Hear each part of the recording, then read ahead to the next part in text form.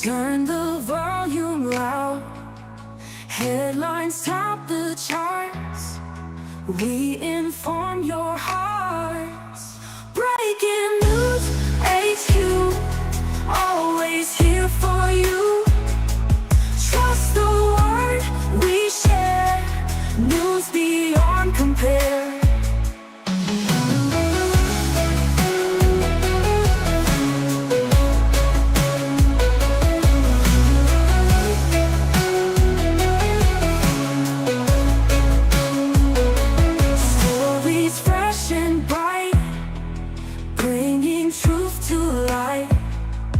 Every story counts.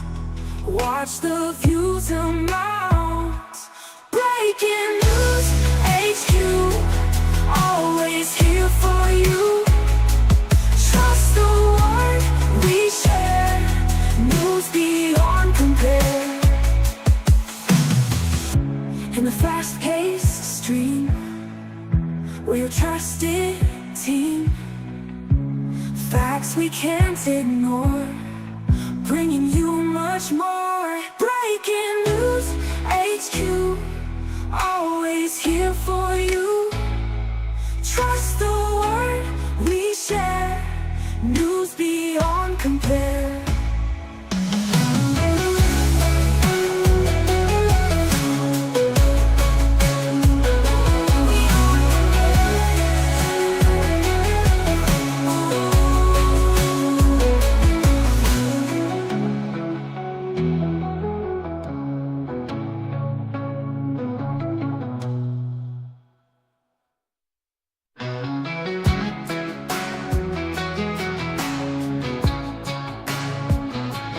Breaking news right now. Turn the volume loud. Headlines top the charts.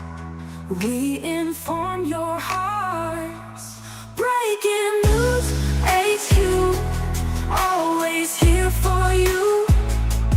Trust the word we share. News beyond compare.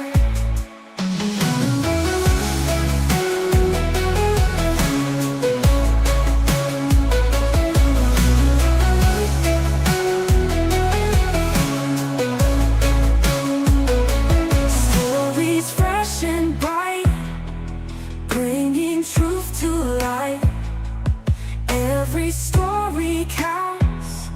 Watch the views amount. Breaking news, HQ, always here for you. Trust the word we share. News beyond compare. In the fast-paced stream, we're your trusted team. Facts we can't ignore, bringing you much more. Breaking news, HQ, always here for you. Trust the word we share. News beyond compare.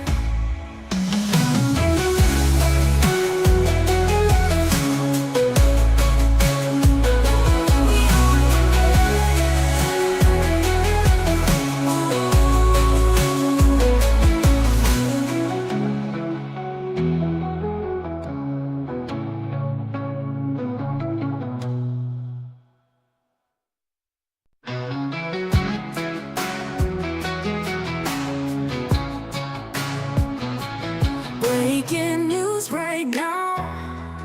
Turn the volume loud. Headlines top the charts. We inform your hearts.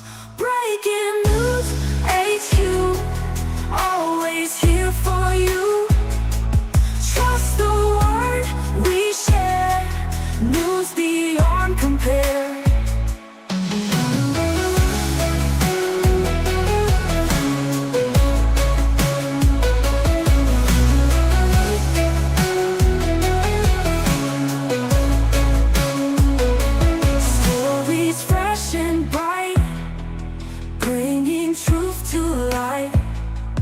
Every story counts. Watch the views amount.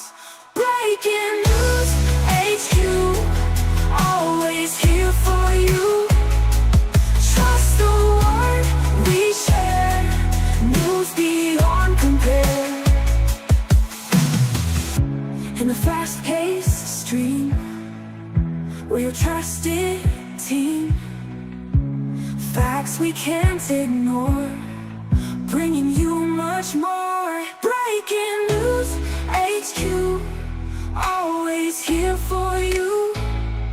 Trust the word we share, news beyond compare.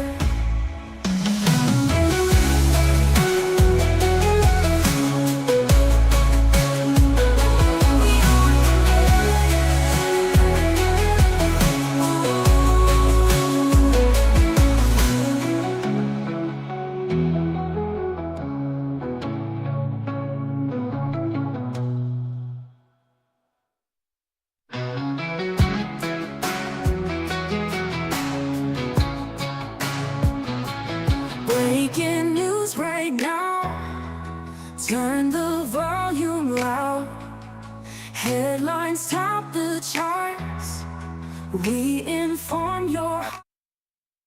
As these bands come ashore, you can get these tornadoes to spin up. Bottom line is it's just all hazards coming together here in southern Louisiana and Alabama. Speaking of water hazards, I want to stick with the water hazards and show you a storm surge warning. A storm surge warning is still in effect for southern Louisiana around to Gulfport, Mississippi, 5 to 10 feet.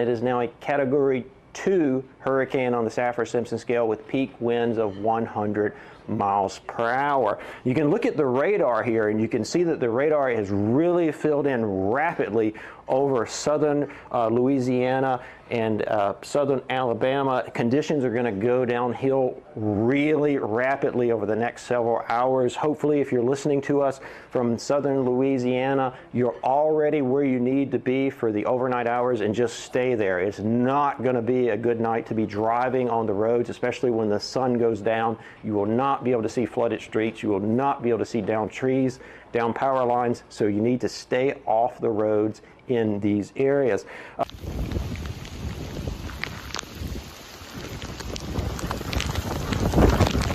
Flood watches and warnings are in effect over, you can see, so the darker green here is a flood watch. I'll zoom out so you can see the greater extent. Flood watches in the brighter areas here flood warnings. That means it's all flooding is occurring or imminent. So you can really see the flood warnings are starting to fill in, and that will continue over the next several hours as these heavy bands move ashore. I also want to go back and show you that we also have a tornado watch here. This is this red area that I've highlighted on the radar. As these bands come ashore, you can get these tornadoes to spin coming up. Bottom line is it's just all hazards coming together here in southern Louisiana and Alabama. Speaking of water hazards, I want to stick with the water hazards and show you a storm surge warning. A storm surge warning is still in effect for southern Louisiana around to Gulfport, Mississippi, 5 to 10 feet.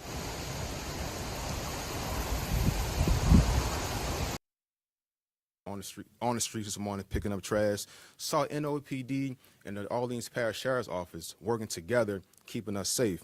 And also, before I go, I want to give a big shout out to Coach Mr. Larry Barrett being over at NARD. We all think about the NARD centers or NARD for recreation, but this shows that NARD is a year-round, season-round product of this. It's needed 24/7 in this city, and this is an example of that. Oxygen centers or oxygen exchange centers and cooling centers. You don't think about NARD when you think about this type of situation, but it's needed, and we appreciate that leadership, Mr. Barabino. And I have to say, if you stay ready, you won't have to get ready. And this city was ready for this storm, and it shows. So thank everyone. Thank you. Thank you so much. Thank you so much. Councilman Thomas?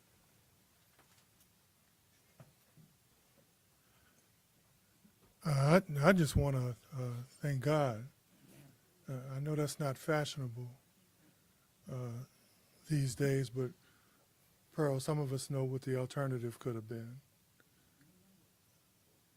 So if we're not thanking God and if we're not praising God, then the total opposite of the grace and blessings that we got could have been something that some of us have lived that was much different. And I know that's not fashionable today. I usually don't write stuff down. But I'm so appreciative. There's some things that I really, and some people I really want to highlight.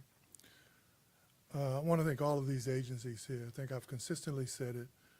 I've been through enough of these when you couldn't communicate with people. You couldn't get to essential personnel. Sometimes it was like, who's on first? You didn't see agencies, state and city. You didn't see that level of coordination. Whether it was technical or just the times, I've seen it when it didn't work as smoothly. But the thing that I really enjoyed about this, and I think with Tanisha Stevens, I think we were, Commissioner, where's Commissioner? We were communicating all night. Yeah, I have on my boots because my son and I had on our boots last night. One of the things my father trained me to do, from Betsy to Camille, to George, to everything you want to do when I was a kid, was to accompany him while he checked on neighbors. So last night, my son and I, and we used all safety precaution, your little nephew, I wouldn't let anything happen to him, but he wanted to accompany his dad and check, not only check on our neighbors, but see what streets were flooding, what was the level of the canal, because when you're from New Orleans, you know, he's got to know it's not just about him. He's got to know that maybe if somebody isn't coming, then maybe he needs to be trained so he can know what to do. Like my father trained me to know what to do. And we had a group of people who seemed to know what to do. I want to thank the businessmen and women who called, and interviewed special thanks. In the 900 block of Renee Street, Mr. Ford is a special case who needs oxygen to survive. After visiting and spending time there this morning, your people really rushed to work hard. Guess what? He can stay home now. He's got his power. He's got oxygen. And for folk who don't know how important that is, I come from a special needs family. I had a sister who required special needs. So that's important. It's not easy for families to move around with someone who's disabled, someone who's handicapped, someone who needs special medical attention. So when companies can say, hey, you know what? We know what everybody else needs. That was a blessing from you and your team. I want to thank Nakia Hooks. I'm used to being out there by myself because I don't really care. I got rescued, so I'll be out there trying to help, right? But the president of our association, Nakia Hooks in Lake Willow, the mayor likes to say boots on the ground. I don't know if he had on boots, but he was out there on the ground. And there were a lot of people out there that would never think. Businesswoman Malika Honore, some business people are not really just concerned about the city being safe for their bottom line, the city being dry so they can make their profit. Some really care about us. Malika Honore, businesswoman, called. Brian Egan, a businesswoman. Troy Henry, Gerald Butler, Otis Tucker. These are people who own businesses, very successful businesses, who called to say, what can we do? That's New Orleans. Mayor, thank you. Thank all of your team, guys, and let's continue to thank God. Amen. Well, God definitely lives in us. I believe that. And for all of us who took an oath, so help us God. So with that, we're going to keep it going. I'm going to ask Chief Gantier, New Orleans Police Department, to come, and we'll then hear from Chief Samaran as well as Chief Nelson. Thank you, Chief. Mayor. All right, good morning, everybody. First, I want to thank the mayor and give my appreciation for your leadership, as everybody up here has said, and it is true. City Council for being here and expressing their, gratitude to us. So, as we move forward, our main priority was for the safety of the residents, the tourists, and those communities that needed help. But when I was driving around last night, I happened to run into some police car every half a block with lights on. Blue And lights. and then I was wondering to myself, I thought we had a shortage, but didn't seem that way. So I wanted to thank the Sheriff's Office also for providing that help, and all the city agencies that help in this. This has been truly a collaboration, and I really especially want to thank the men and women in the police department. It's one thing to come up here and tell you how everything went, but you have to remember, and that goes for all the public safety team, that they left family members at home during this storm, and through the worst of the storm, while they had that, they were able to compartmentalize their thoughts and their feelings and still come out here in the rain and help other people, not knowing what was happening in their home as far as power and everything else. So I just thought that this was a really true example of that. With that said, we will continue to work 12-hour shifts. Our men and women are actually patrolling those areas without power and patrolling around businesses that are vulnerable at this point in time.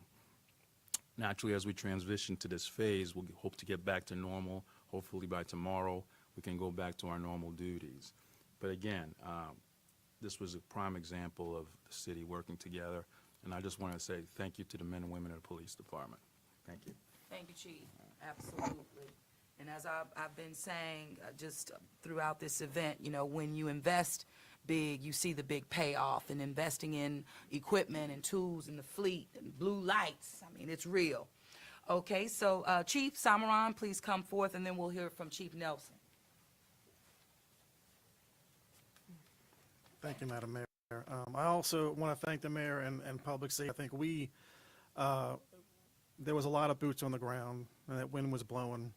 And so thank you to everybody. Thank you all first responders, anyone that had anybody on the ground, and that will continue to have anybody on the ground. So thank you for your partnership and the work you do for the community.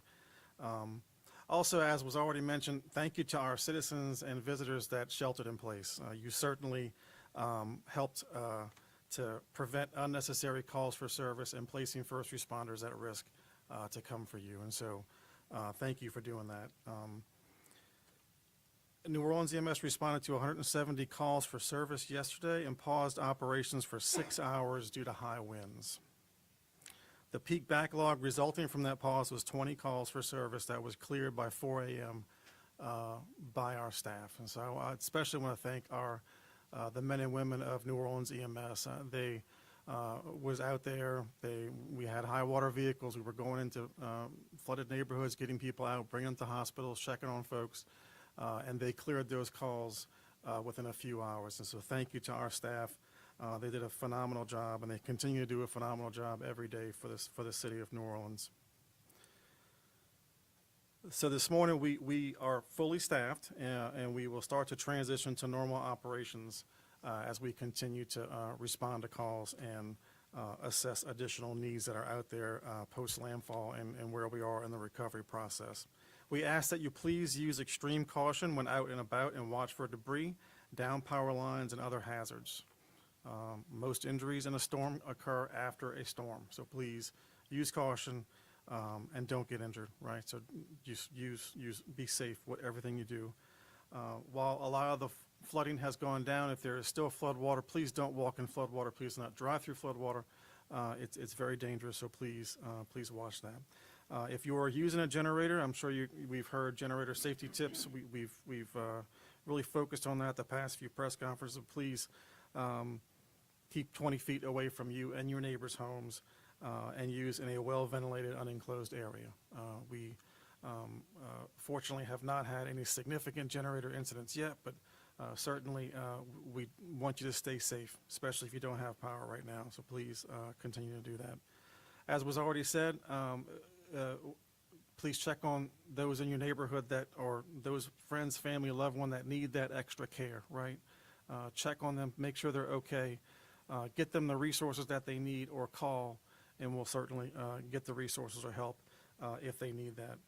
As was mentioned by Dr. Avegno, if you have any problems with a medical device that requires power and you don't have power, there are locations that you can do to take care of that. If you're on home oxygen, as Doc said, there are resources for that.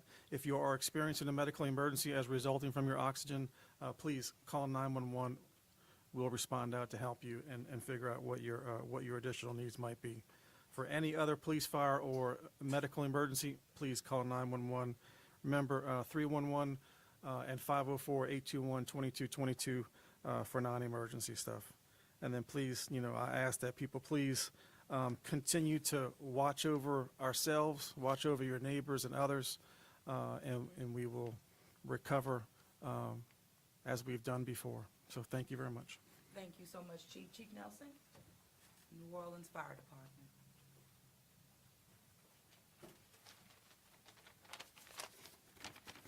Thank you, Ming, and good afternoon, everyone. I'm going to echo my public safety partners, and when I say partners, we really are a team in this city as far as it comes to public safety, and we have a fantastic leader and leadership in the mayor. Everyone else may not see it, but she is always there. She's always supportive. She's always seeking to understand our needs and helping us to get what we need. So thank you, Mayor. Thank you for your leadership. We plan for the worst, we hope for the best. And as we said, I think this is the best outcome that we could have. Things went pretty smoothly across the board. The communication was excellent. I told Colin earlier, he was on every TV station, radio station. I think he was on the roof with a bullhorn, whatever it took to get the message out. We talked about if the power goes out, right, how to keep in communication. Anyone that signed up for NOLA Ready knows that they were well informed. As soon as we talked about it, it was going out on NOLA Ready. So kudos to the NOSEP and to the NOLA Ready team. The communications were excellent. From the fire department side, we responded to 245 incidents over the last 24 hours. That's almost double our normal call volume count.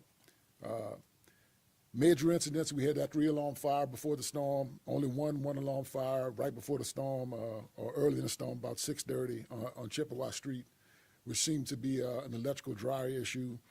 Really no storm-related fires, no large fires during the storm, which is excellent and great to hear. Our firefighters were able to focus on getting out in the public, helping, assisting, helping stranded motorists, getting people out of their houses that needed to be transported to safe accommodation. So all in all, everything went well. We only had 3 calls for carbon monoxide alarms, which was great.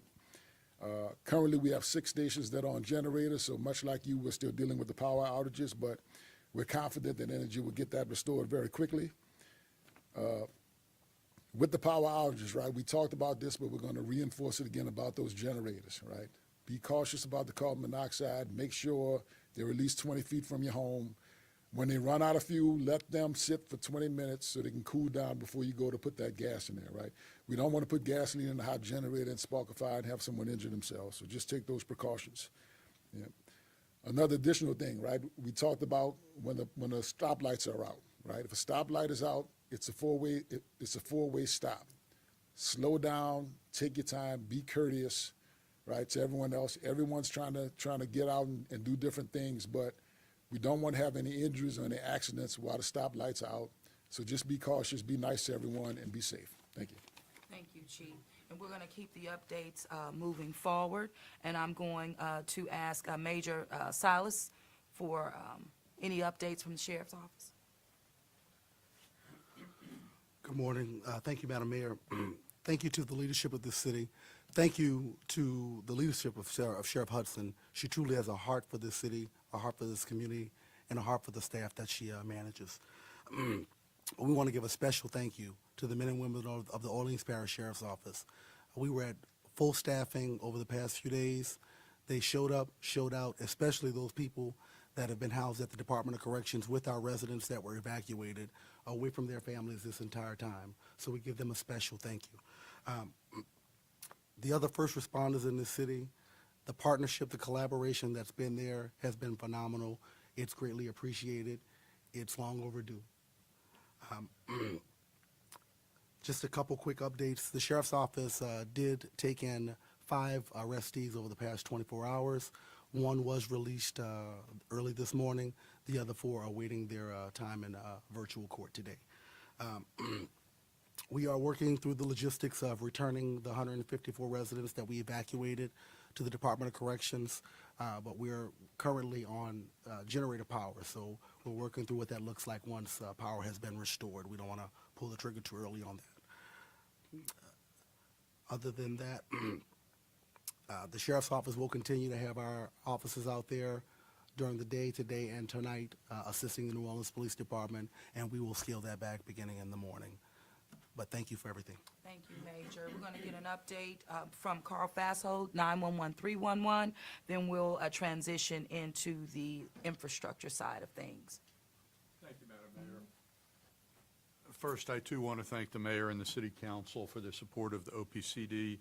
Without that confidence and support, we wouldn't have been able to provide the assistance to all of our visitors and our citizens who have called us over the last 24 hours. So thank you very much to everybody.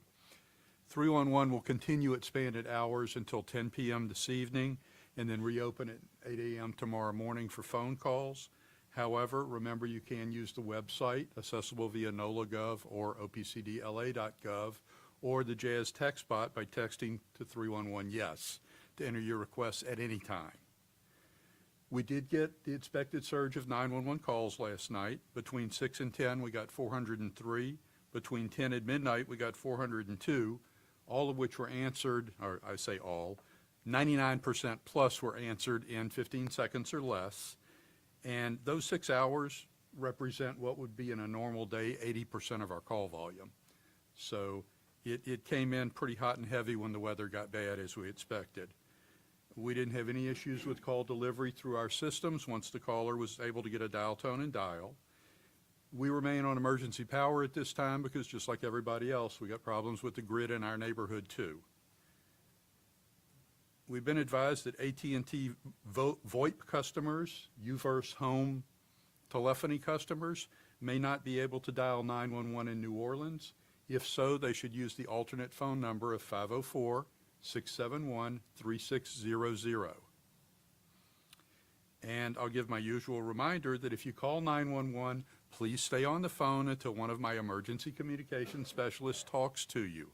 If you get the voice greeting, it's because there is no one immediately available. Alarms will go off in the center. We know that you're on hold, and we will get to your call as soon as we can. If you hang up and call back, you put yourself at the end of the line and cause additional delay in us getting the help to you that you need. So please, use 911 for emergencies. Call and stay on the line, and we will get the help coming.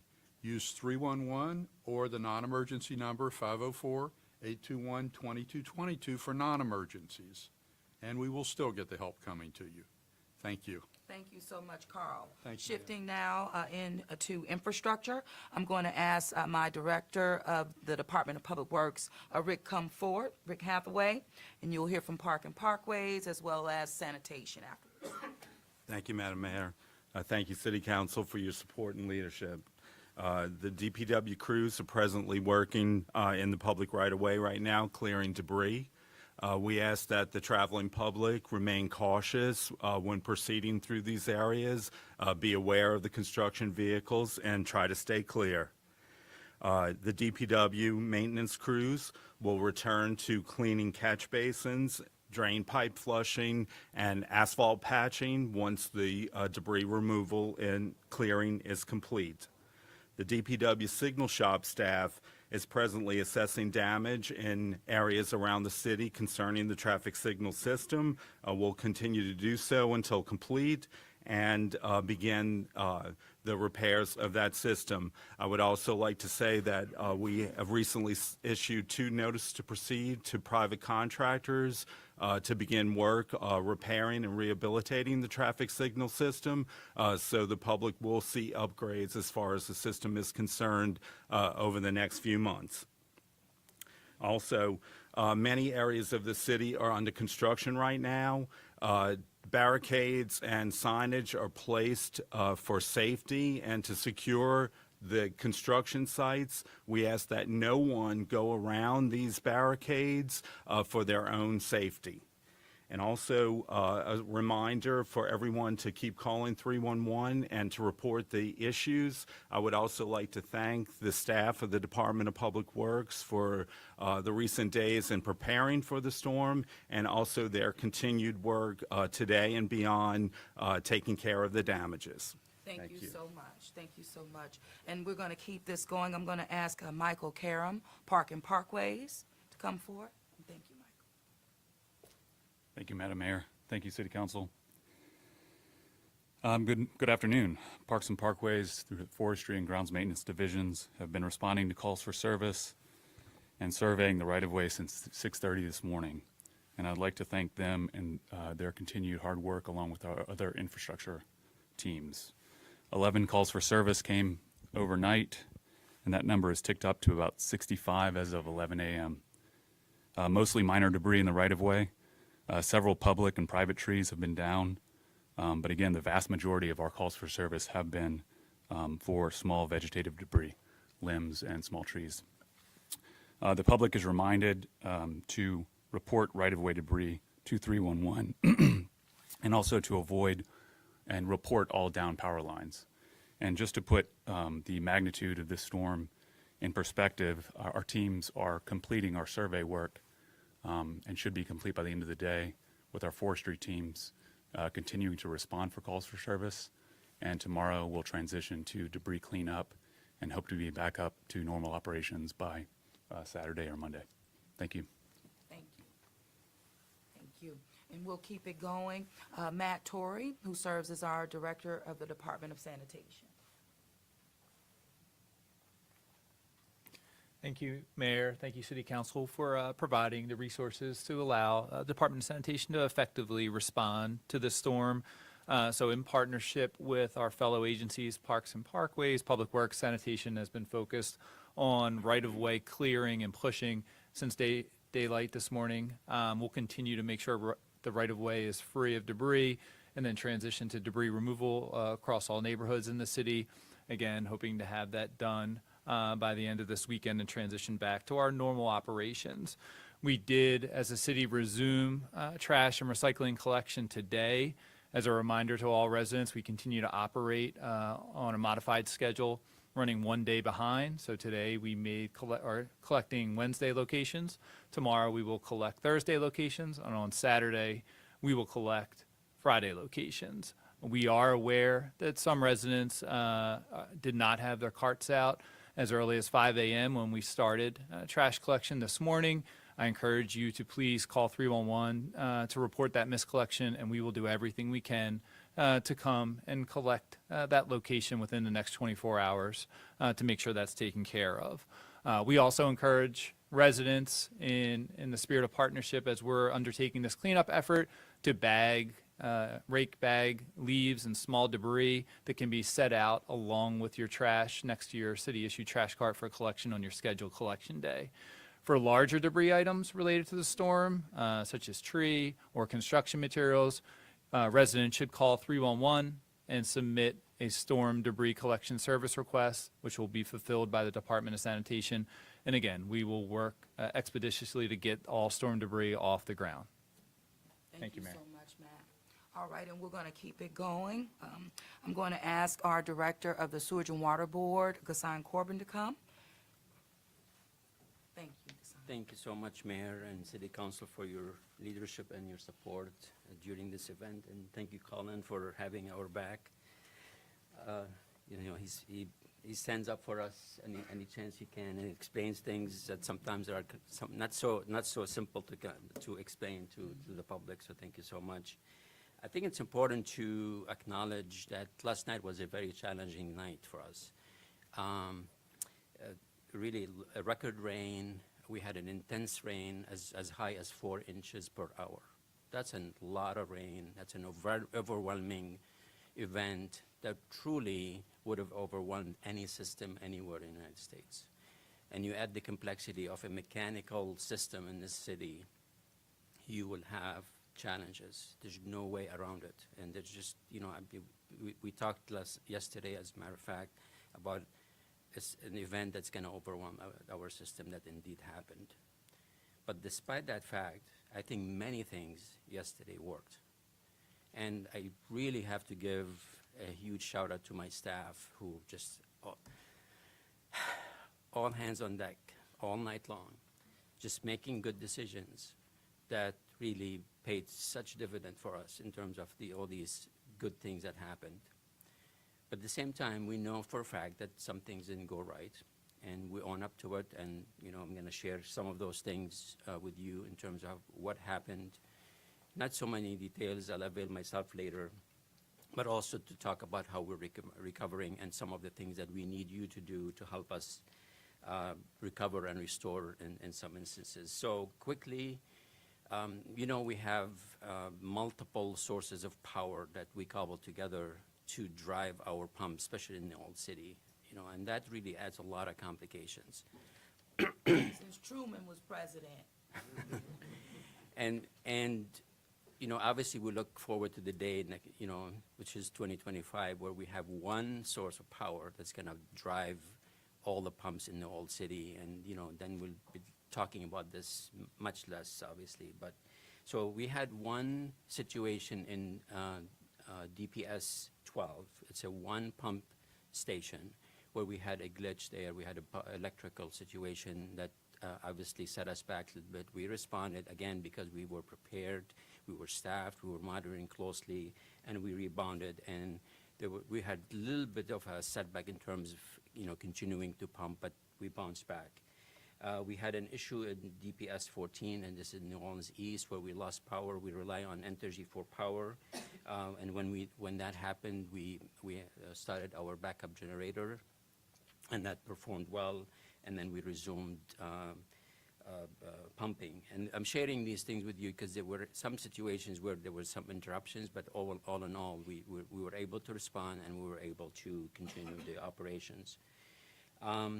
One major situation that happened, we lost power from our 5 EMDs, and these are 5 large diesel generators that help us in terms of one of the sources of power. And we lost all 5 at once because of one auxiliary equipment that supports all 5 at the same time.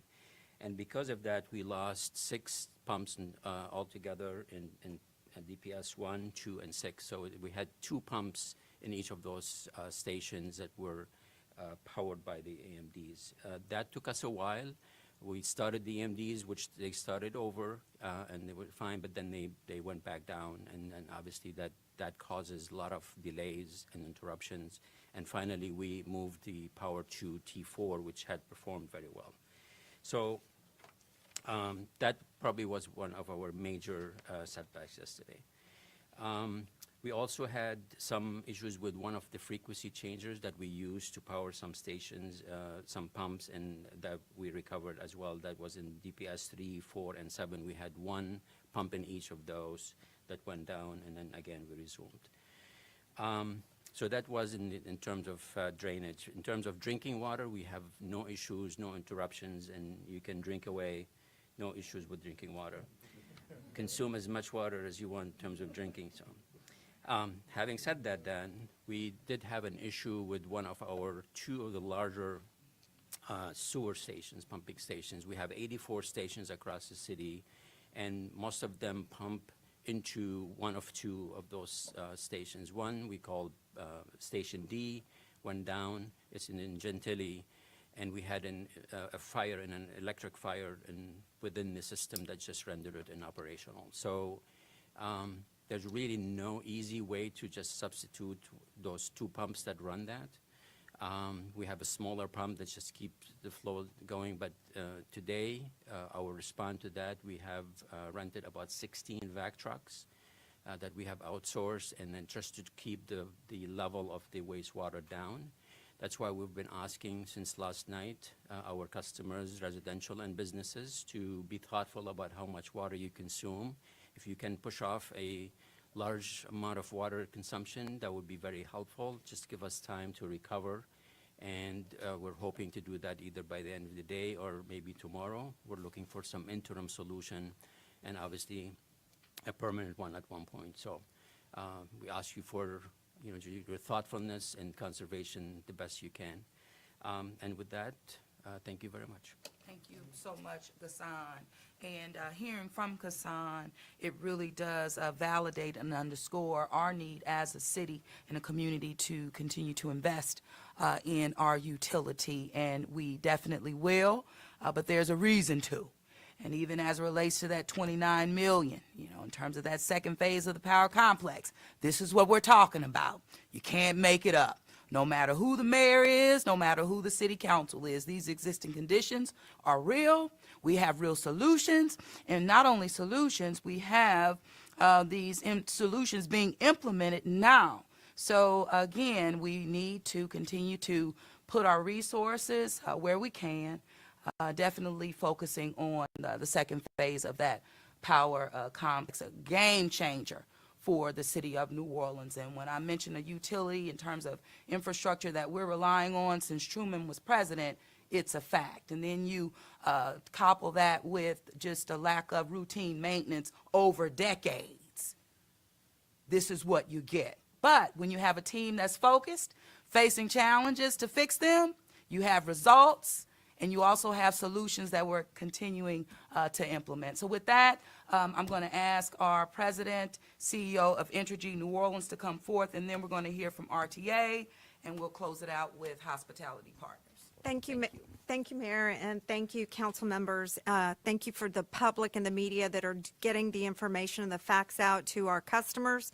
As of a few minutes ago, we're down to, good news, we're down to 47,000 customers out. I know it's not good news if you're out, but it is coming down, and it is important that you start to see some progress. You will note more and more progress throughout the day. We have a number of resources out there on the ground already, 860 or so that are starting to restore power. And I want to explain what the public should expect. You're going to see some restorations today. You're also going to see some kind of numbers go up and down as restorations occur.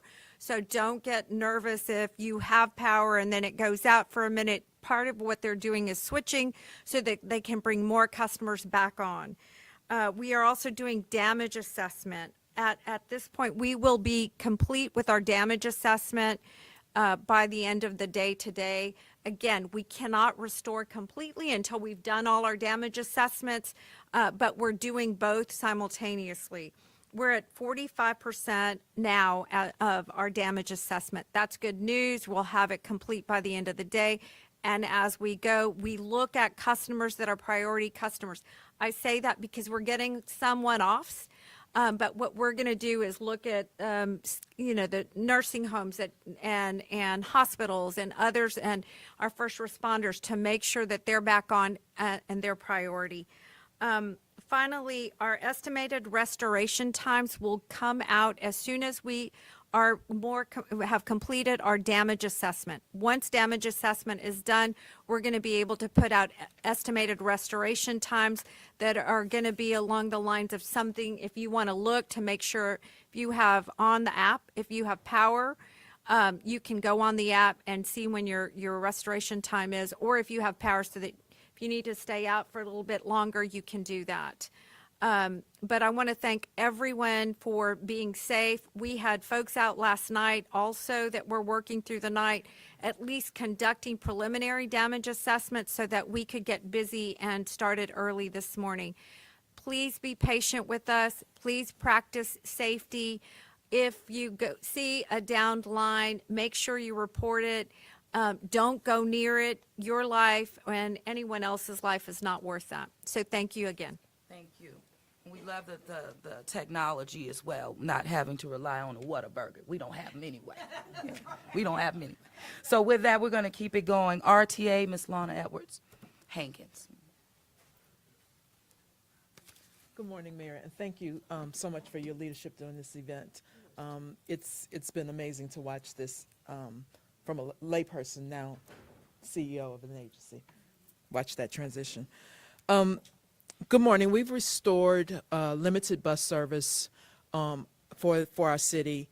The streetcars are still down. We're working to secure that and restore that. We anticipate that will come on shortly as the power grid comes on. I want to encourage all of our community members as we start to clear debris to not put the debris on the streetcar tracks because we do need to keep them clear.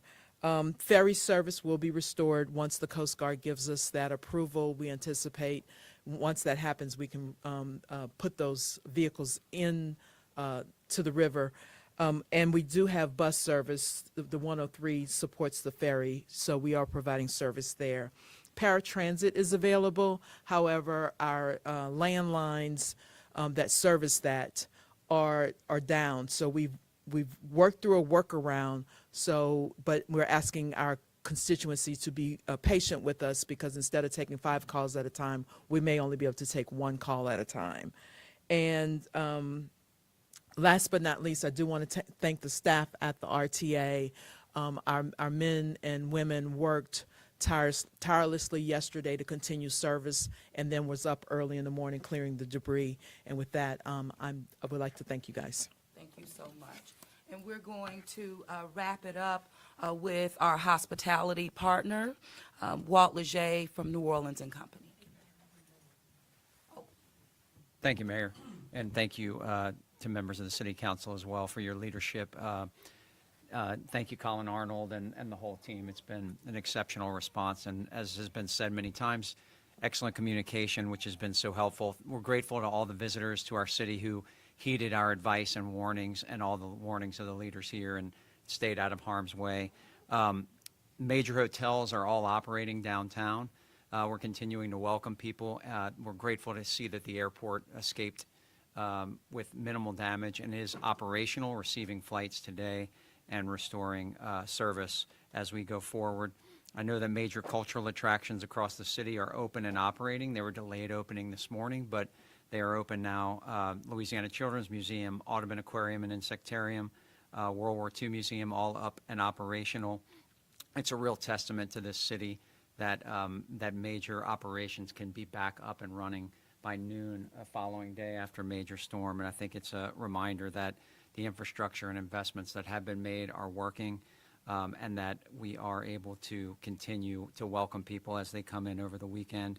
Updates will continue to be provided at neworleans.com/updates. Grateful to the team at New Orleans and Company who's been communicating with our customers and partners across the country throughout the night and this morning to help them understand what's actually going on here on the ground so that no events in coming days will have to be delayed or missed. And so with that, we're just grateful for all the first responders who protected our community last night and for the leadership of the mayor, the mayor's office, and the city council. Thank you. Thank you so much, Walt. And what we are wanting to do before ending, I do want to bring up our CEO, Larry Barbino of North Sea.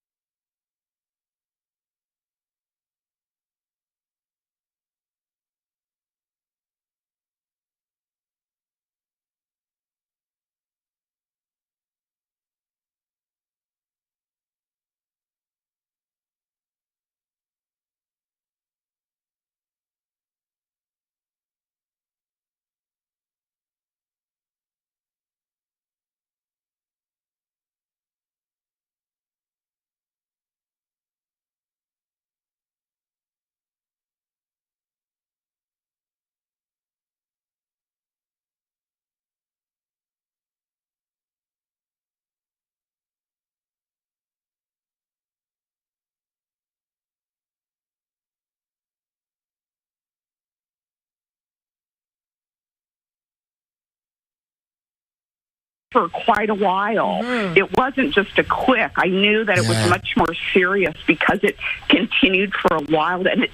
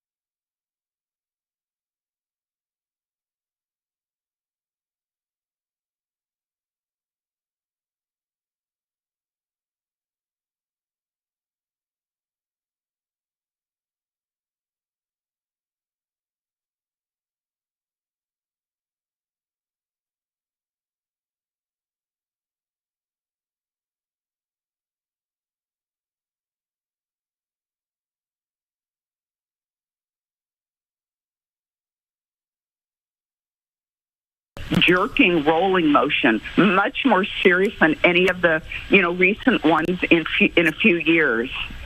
I was shocked, and I quickly interrupted. I said, "We've got an earthquake," and she said, "Yes, we feel it here." And then we ended the conversation, and so it was very, very scary. Yeah, have you been able to see any of your neighbors or anybody that lives near you to get a pulse on how they're doing? That's an excellent thought. Let me look outside. Let's see. No, it looks like everyone is inside versus, as we talked about, a lot of like wine bottles fell, and we immediately went outside our house and we met all of our neighbors who had done the same thing. At this point, I'm now going outside, and it looks like everybody is still inside. Okay. So that that tells us that fear factor that was there then is not here. But again, this was so serious. But it doesn't look like there's any damage, but it was very scary. Oh, yeah, gosh, I can tell even in your voice, Amy, that you're a little shaken up by all this. Yeah, very, very scary. And, and then the gal I was on the phone with was down in Marina Del Rey, and she said, "We're feeling it." Just to let you know also. And where I am in Malibu is near the Getty Villa. I'm near Sunset and PCH. Okay. All right. Well, we thank you very much for your Amy, be well. This morning. Take care of yourself. And if you did, notice any damage or anything on your property, if you feel inclined, share it with us so that we can share it out here on our show. And we just are hearing word now from USGS that it's been upgraded actually to a 4.7 magnitude quake that happened this morning. If you're just joining us, 4.7 magnitude earthquake that happened in Malibu. That was the epicenter at around 7:28 this morning, with a 2.7 aftershock coming a couple of minutes later at around 7:30. Judicial Watch is a more independent, reliable reporter of details of the deep state, the way our government really operates in Washington, D.C., than the New York Times, the Washington Post, NBC, you name it. They are liberal advocacy groups that sometimes do journalism, mostly report gossip, and are vehicles for government officials to undermine our republic through criminal activity. I tell you, I thank God for Judicial Watch. We do real journalism. We're the only ones in town doing this key work to uncover what's really going on.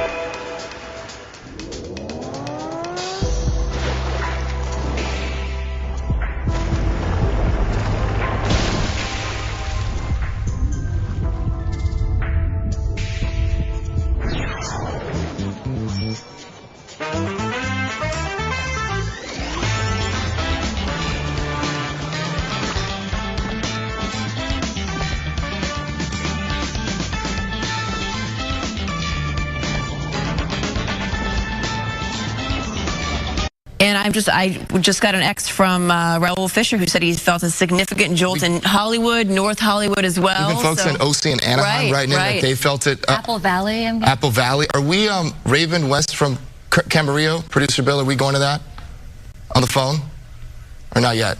Okay, not yet. So if you're just waking up, I'm sure, and looking for information about the earthquake, it was 4.7. The magnitude keeps changing. Initial reports said it was 5.1, then it went to 4.6, now it's going to 4.7. Epicenter in Malibu, about 5 miles from Westlake Village.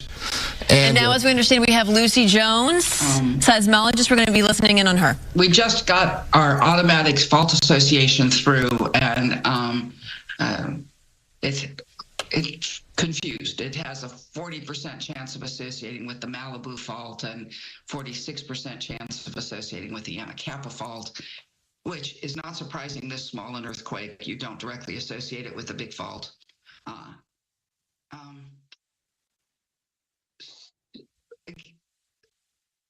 Again, I'll ask, several more people have joined, and remember that we're using the question and answer or the chat for questions. I also see Sue Huff has joined. You might want to come in as a panelist. You aren't going to be able to speak from where you are.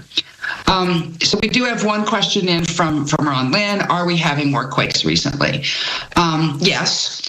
Whether it's statistically significant is difficult to tell. I actually just went through a process of bringing up the last, 65 years of magnitude 4s. If we look back over that time period and count the number of sequences with at least one magnitude 4, that's very different than saying how many magnitude 4s do we have, because the biggest year for magnitude 4s was 1992, because we had aftershocks to the Landers earthquake. But if we look at independent sequences with at least 1 4, over the last 65 years, it averages 8 to 10. Some years we have one that just had one year that had 1, several with just 2. The highest amount was 13 in 1988. This is now the 14th magnitude 4 plus sequence that we've had in Southern California in the so far this year. So yes, this is a more active year than we've had in the past. But it's not yet at the point of problem with small number statistics. We can't quite say yet that whether or not it is actually statistically significant to be seeing this. Okay, there's enough new people in. I would also remind, again, scientists, if you want to be speaking, you need to come in as a panelist and not as a as an attendee, so please switch that around. Sue Huff from the U.S. Geological Survey has joined us. So she's going to be available as well. I'll give an overview of it for people who just joined in. We have a magnitude 4.7 that happened at 7:28 this morning. It's located about 5 miles north of Malibu. The fault associator doesn't have a clear picture. This is not uncommon for an earthquake this small. I think to be this size earthquake is a fault area of a matter of 100 meters, maybe a few hundred meters. And that's going to be a small enough thing that's located at 7 miles below the surface of the earth. It doesn't need to be associated with a fault that actually comes through and is mapped at the surface. So the smallest earthquakes, it's not that obvious. There are some faults nearby.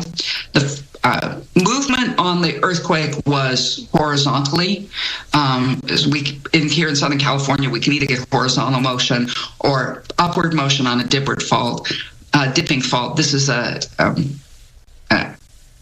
sideways motion, what we call strike-slip motion in this earthquake. So that's an overview. Sue, if you have anything to add about what's here now, please go ahead. We should add that. Hi, thank you. Yeah, we don't obviously. Sue, you're muted. You muted yourself. You'd think I would know by now. Yeah, it's obviously early. We don't have a lot of information. It's curious. The best indication of shaking severity usually comes from citizen provided "did you feel it" accounts. There are notably few contributed to the system for an earthquake that clearly would have been felt by a lot of people. It suggests to me there may be some temporary issue with the system, but shaking was felt out to a distance of about 100 kilometers or 60 miles. Not strongly. It was relatively weak shaking that's been reported in the near field region. It should have been strong enough to maybe knock things off of shelves. We don't expect damaging shaking in the modern built environment for an earthquake like this. But clearly there's a lot more data to be collected. Let's see, we have another question that's come in. Okay, yes, Ron points out there was another Malibu quake, also 4.6 back on February 9th. I've just been looking at those locations. They're not actually the same location. The February 9th earthquake was slightly south of Malibu offshore. This is a bit north of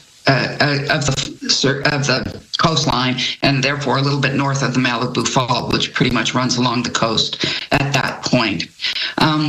It is, however, right, we are having earthquakes. None of them have been damaging. They've all been small.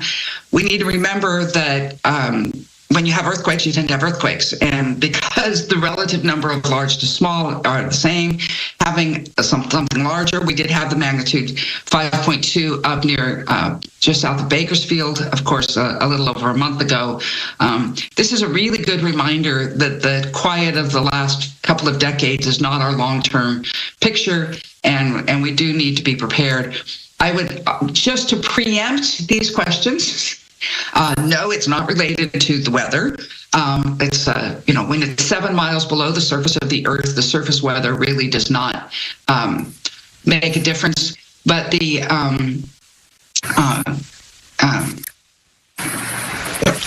and also, besides, we finally break the weather and then we get it, that you're really stretching it if you're trying to make those correlations. So let's just remember to keep that out of the discussion, please. Can I jump in? There's two questions about the increase of seismicity. Is activity up, which it sort of seems like it is, but then what does that mean? Of course, I'm sure they already are if they were evacuated, but we promise that we'll be in touch with everybody that needs to be part of this investigation. Did the suspect who had the weapon have any history with police that you all knew of before you got here? Not that I'm aware of, but I have not also looked into the history of his unit and this unit overall, so I can't say for sure or not at this time. Can you give a rough age of the suspect? I do not have that. You mentioned that like the reverse notification there a better way to, if you said it was a serious and not an active situation and people were just wandering around, maybe pulling up in their cars in that parking lot that was being fired at, is there a way to better get that information out there, or? So the question was about the reverse notification system. In Broomfield, we use a system that's called Lookout Alert. You can find it at broomfield.org. That's the city's website. And the best thing to do is just take a few minutes to go on that website and register your cell phone number.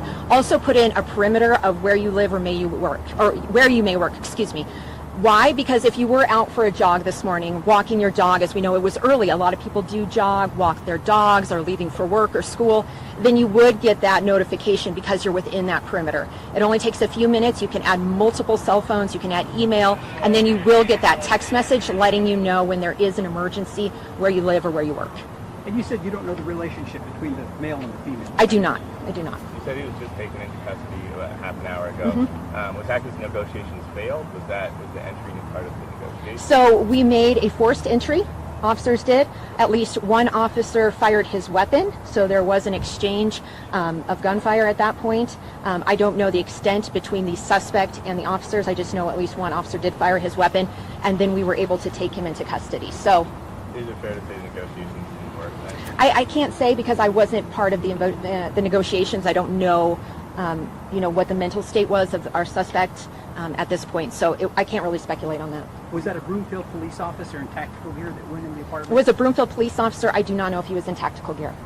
With the domestic violence, the woman who was shot, we're talking about both an adult and a woman here? Yes, 2 adults, 1 female, 1 male. Do we know if the woman was hit by officer fire or from the previous shooting? Is there any details on that? I don't have any information on that. And do you know what kind of weapon the officer used? Was it a handgun or a rifle of some kind? I don't have any information on that. And they would have been wearing a body camera, right? Yes, correct. That interaction. Correct. All of our Broomfield officers wear body-worn cameras, and if they have their weapons drawn, then that automatically initiates the body cams to begin recording. See a domestic violence situation? That is something that we'll need to look into. I don't have the details due to their relationship. Anything else that anybody can think of? If nothing further, this will be the only press briefing today, but I will continue to put out updates via our social media, Facebook and Twitter or X. Also, we'll put out a press release later today once I get some more comprehensive information. I'll share those on our social media as well as on our website, broomfield.org/police. And if you guys don't have anything further, I think that's it. Okay. When you file arrest charges or when you file some sort of charges against him, do we need to bombard you with questions? Are you going to put that on X? And when you we'll put all that, yes. Once we get the suspect's name, any information on age, any charges, anything like that, I will make sure that we put that out. And would you guys consider releasing any body cam footage sooner than later? Or, because sometimes the police department will release a little bit beforehand. Is that something you would consider releasing? Yeah, that's actually a question that I can't answer because it will determine on the investigation and what command and the investigative team decides is best for the department. So it's always worth asking, but I'll tell you, we typically don't release it when it's an ongoing investigation. Okay, thank you guys.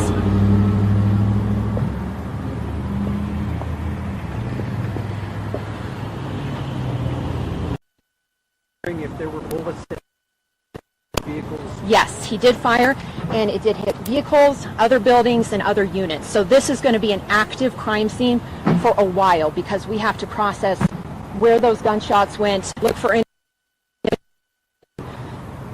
everything.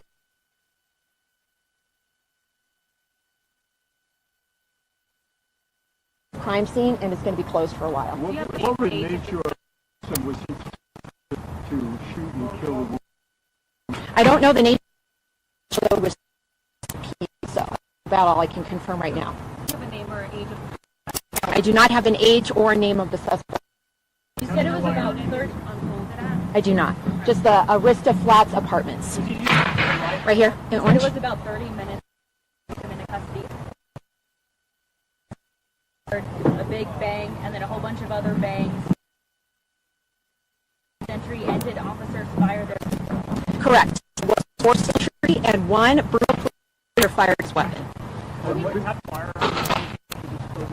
I don't. We do not know. He was giving us a lot of different details about what he was possibly armed with, but I don't have that information. Do we know the relation between those two people, the suspect and the victim? I do not. I do not know the relationship between them.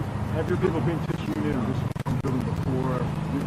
at this particular apartment, but any other threats or disturbance this time? Right, obviously, there's a lot of people that live in these apartments. In terms of a possible history that we have with this individual, I don't know all the details on that yet. Do you know about the health nearby the suspect? Sure. Who all was talking about?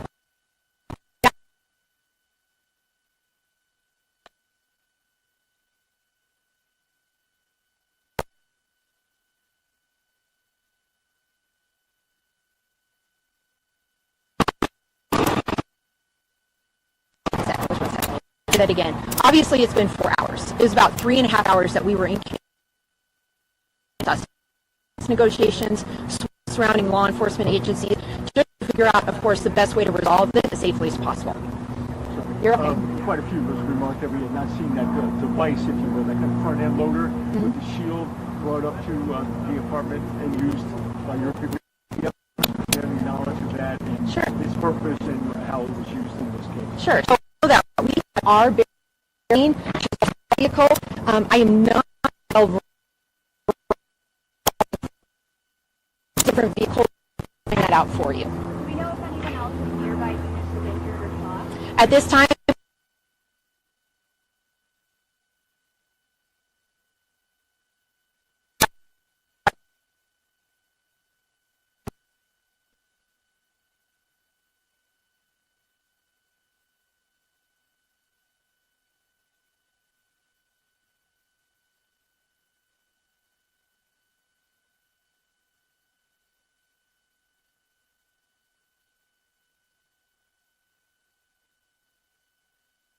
Why were they taken to the hospital?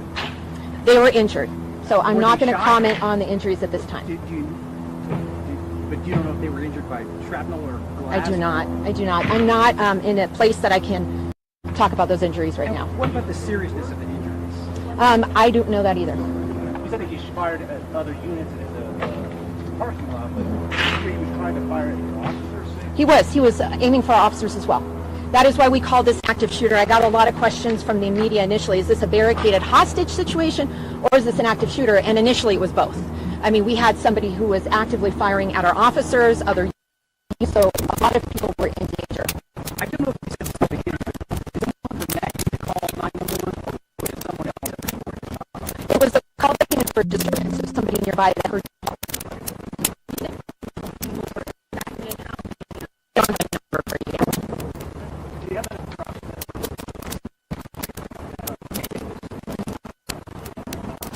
I don't know how many officers fired back, but I will tell you they fired radically throughout the process.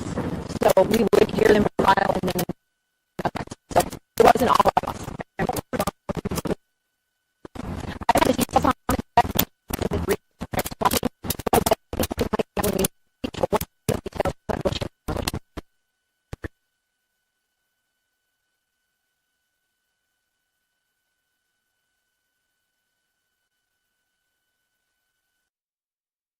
No matter what type of severe asthma you have, Tespire can help you have fewer attacks and relieve your asthma symptoms. Tespire is an add-on treatment for people 12 and over. It is not a rescue medication. Don't take Tespire if you're allergic to it. Allergic reactions may occur and can be serious. Rash or eye allergy can happen. Don't stop your asthma treatments unless your doctor tells you to. Tell your doctor if you have a parasitic infection or your asthma worsens. Sore throat, joint, and back pain may occur. Avoid live vaccines. No matter who you are, ask your asthma specialist about Tespire today.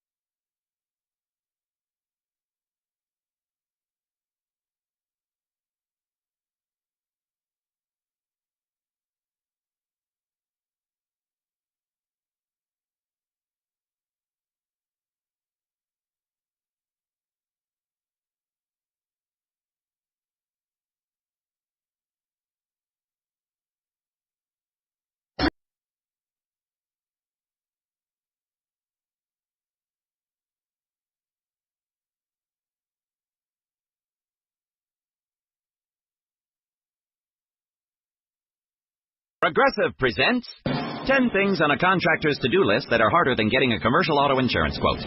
Bidding a new client, giving an accurate estimate, finding affordable materials, getting a client to pay you for work you already did, getting a client to pay you, period, securing permits and workers and tools, getting those workers and tools to work together, and finding the perfect pair of overalls. Pockets, baby. But the easiest thing on a small business owner's to-do list? Seeing if you can save on commercial auto insurance. Get a quote in as little as 7 minutes at progressivecommercial.com. Progressive Casualty Insurance Company and affiliates. Coverage subject to policy terms and conditions. Beacon 10-8 Health Express, dog patch, male subject, throat closing up, possible allergic reaction.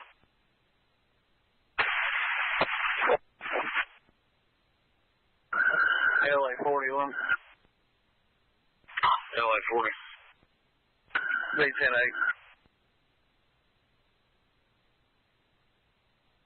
On the Health Express Urgent Care Dog Patch Trading Center. Got male, throat's closing up. Possible allergic reaction. Break your end every time. Go ahead. 8637. 8637. Times are 1414 and 1415.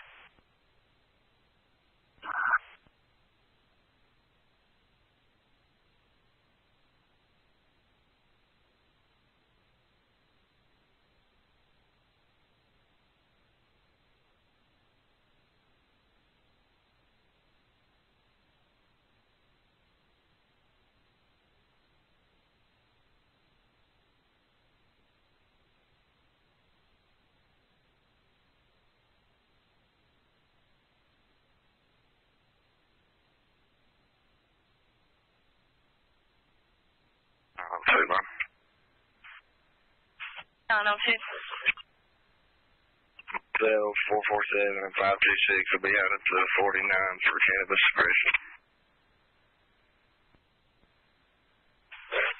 10-4.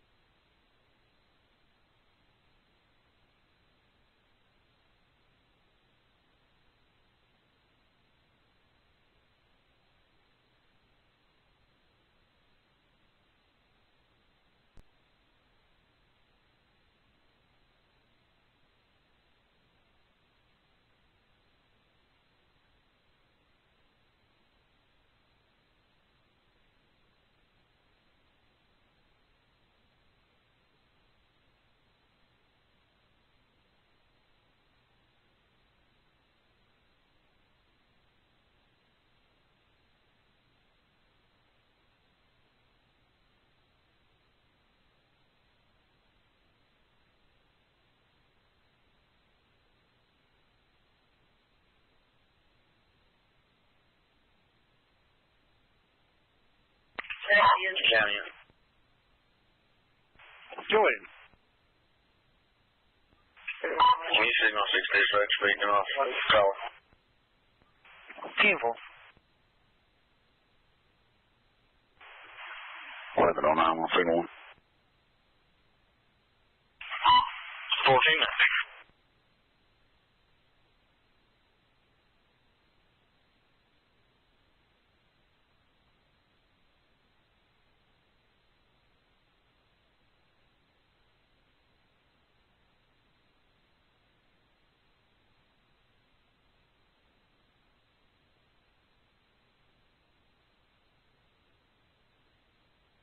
LA 41.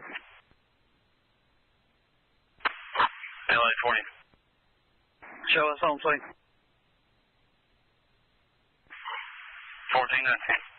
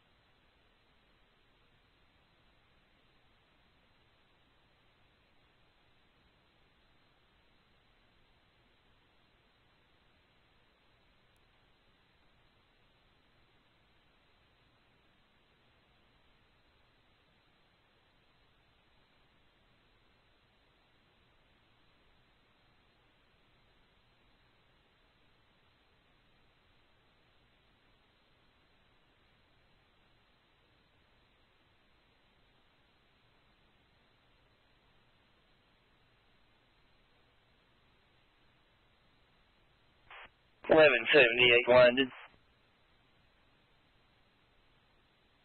1178.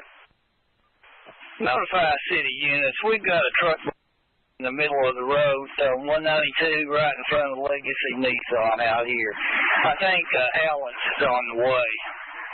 I'll stay with them, help with traffic.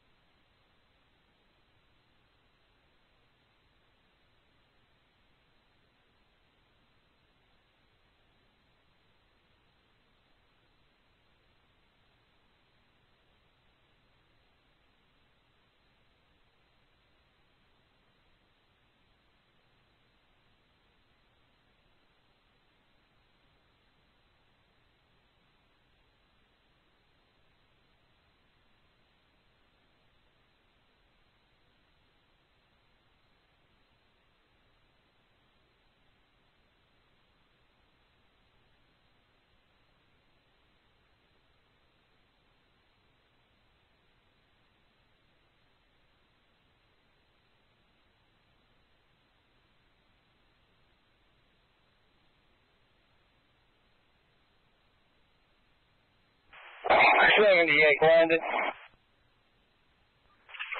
78. Alan advises they can't get here for a bit, so just send the next level list the quickest that we can get him out of here.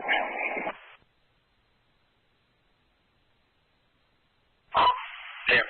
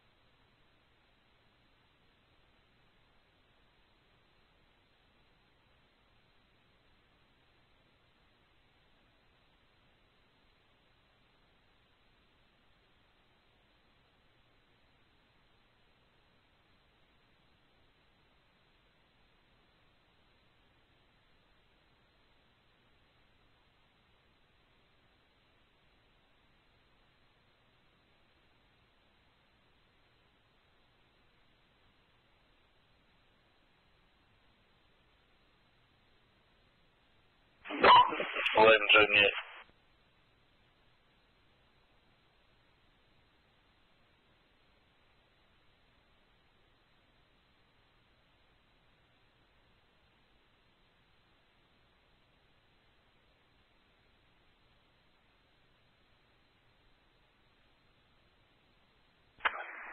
LA 41. Yeah. Show us around St. Joe. 1426.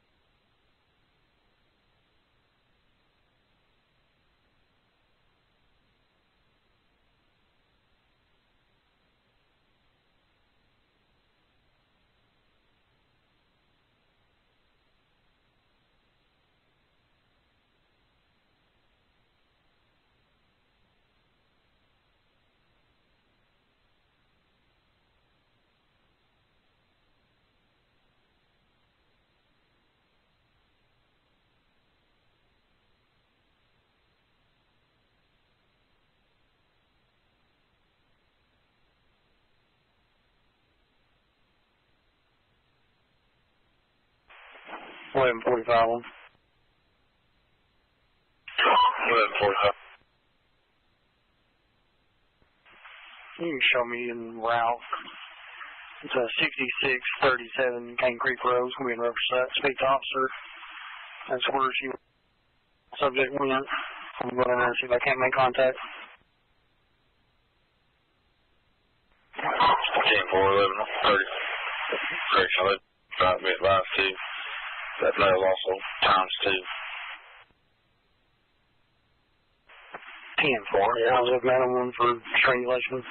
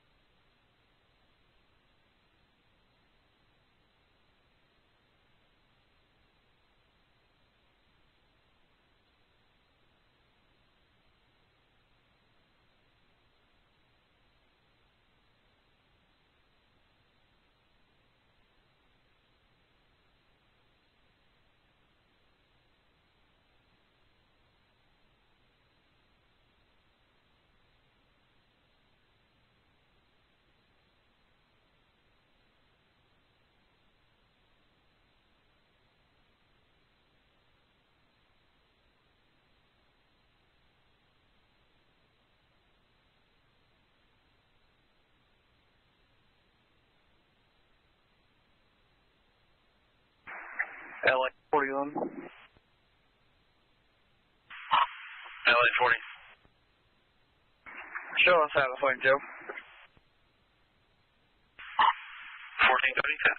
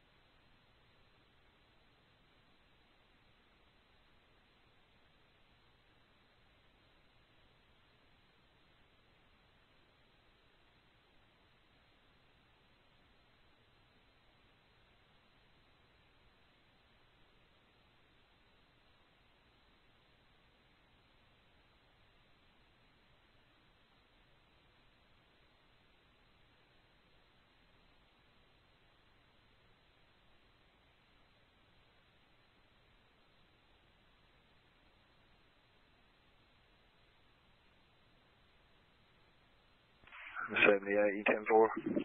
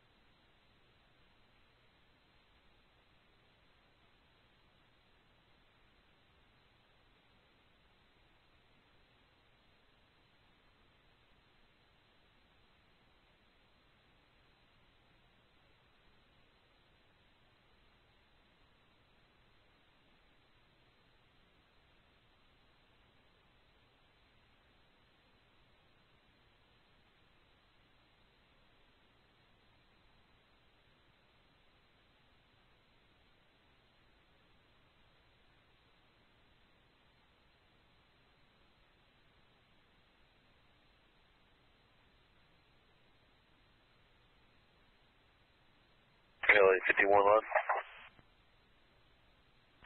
LA 51 foot.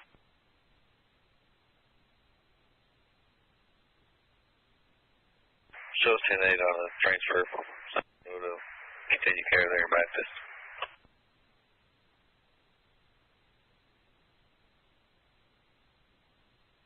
51, your run number is going to be 8638. 8638. Time lapse 1444.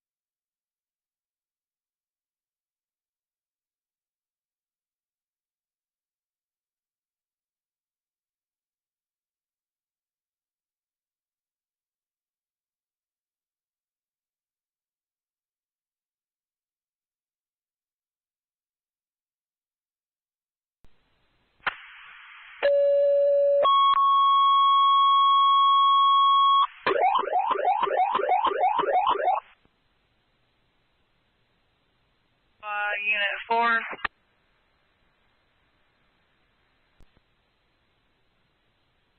Road, 76-year-old female, overdose unit. Italian. Go ahead.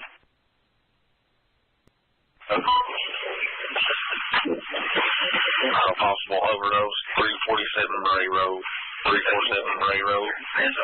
Yeah, 76-year-old. Female cancer patient, took a whole bottle of Tylenol. Good. 10-4 unit, your emergency button. It was something in the car falling off on the radio. Sorry about that. Go ahead. 10-4.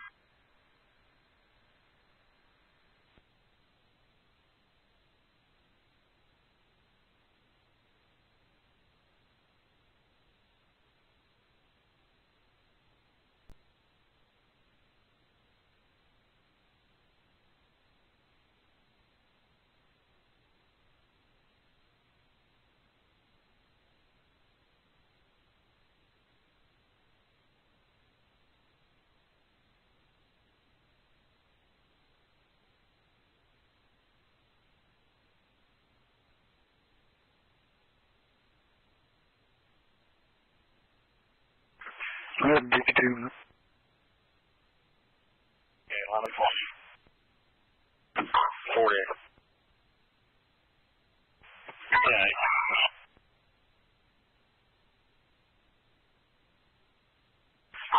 LA 48, you're on the 347 Bray Road, 347 Bray Road, U-10 foreign direction.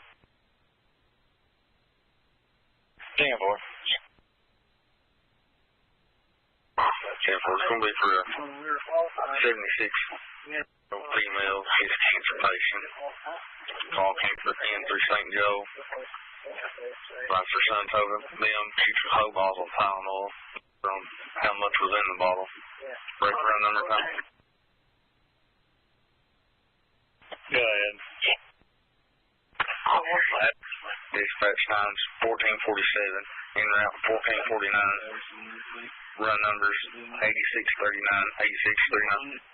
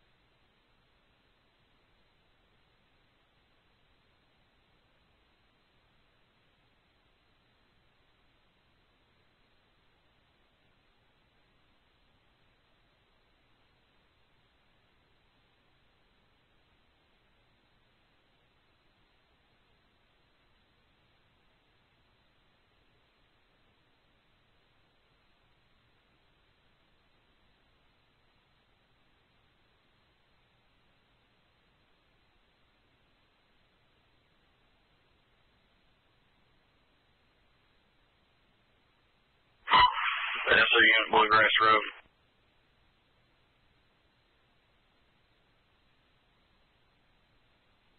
I don't think anybody's near. Go ahead. I'm posted welfare. 305 Bluegrass Road, second Ohio Rose, subject. Haven't heard from her in about 3 weeks. Caller's worried about her. I'll get to this when we get these other calls cleared up.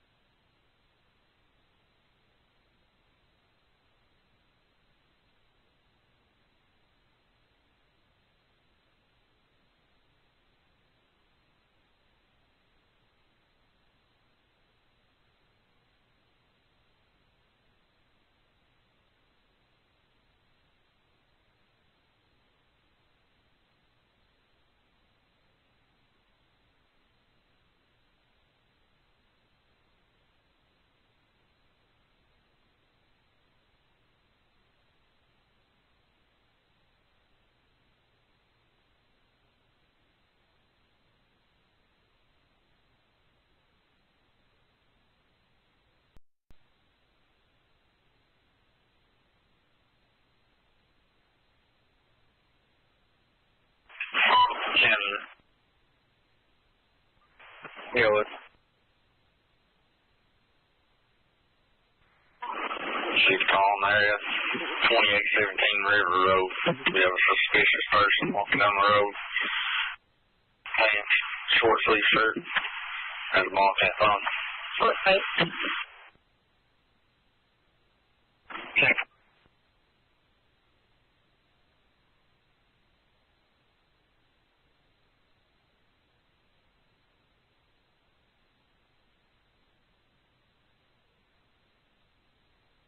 $11.45 on. 45.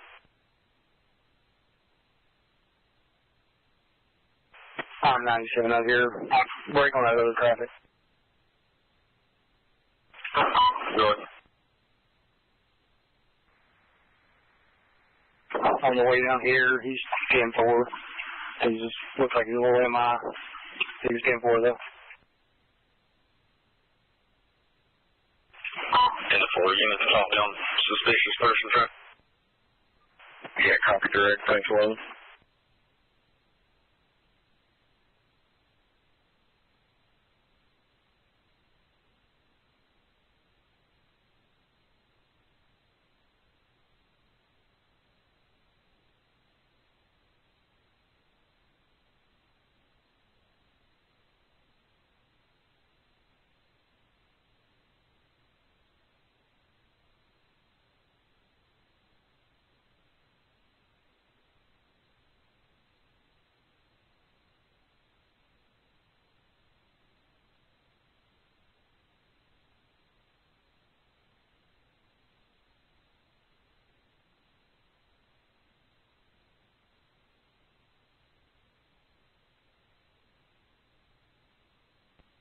$11.27 on.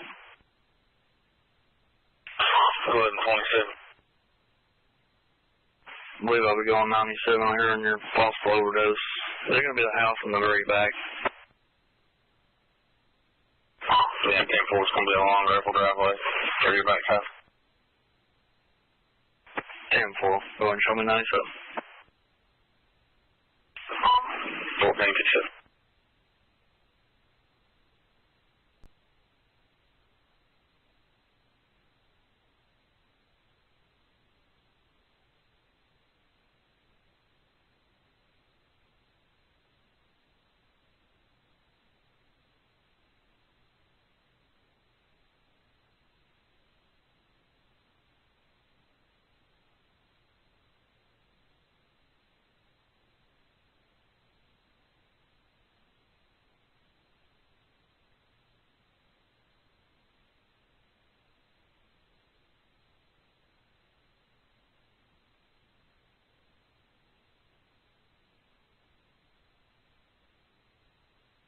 LA 48, LA 48. I'll say. 14.15.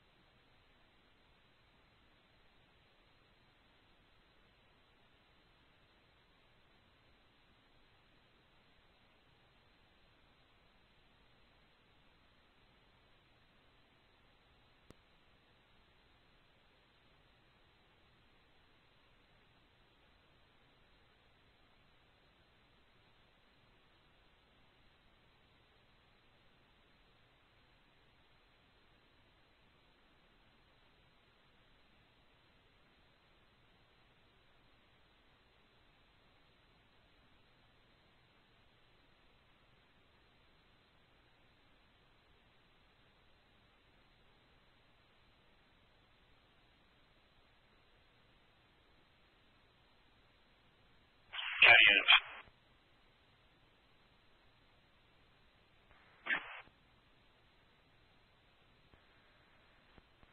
10-4. run.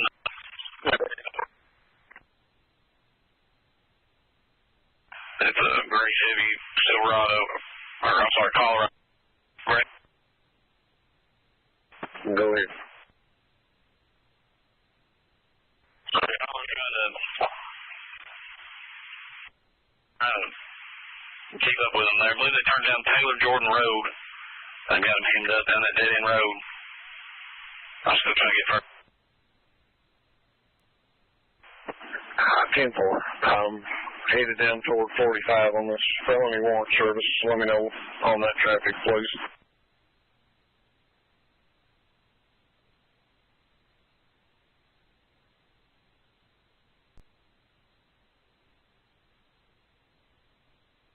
Five on. 11:45. I made contact with the homeowner here. He'll help me search the residence. P98 UTF. You did stay on.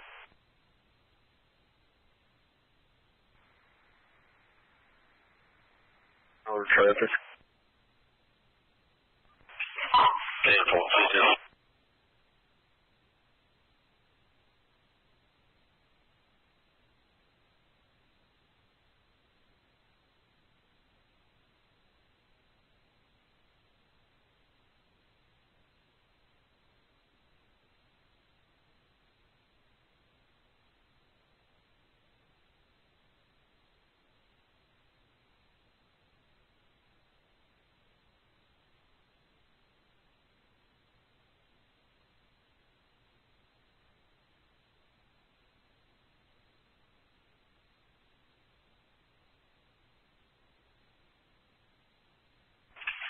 The units are at 45 and run.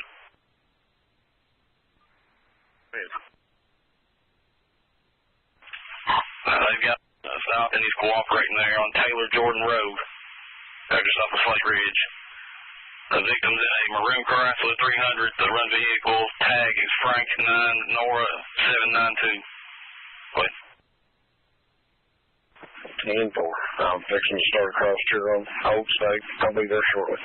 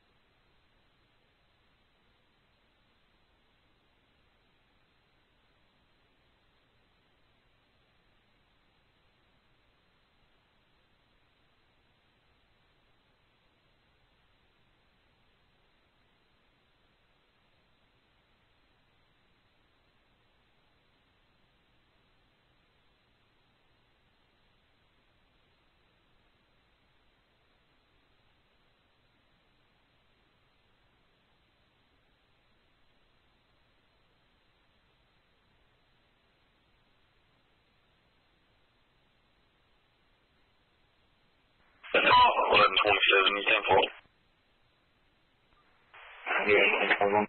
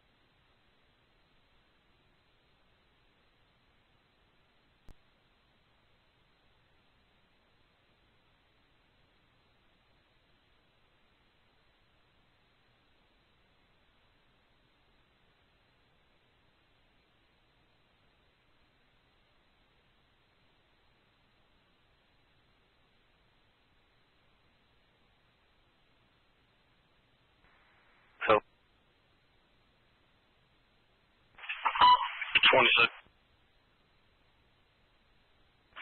I'll be going 98 out here. Your LA unit will remain on scene. That's not going to be an overdose. Everything's 10-4.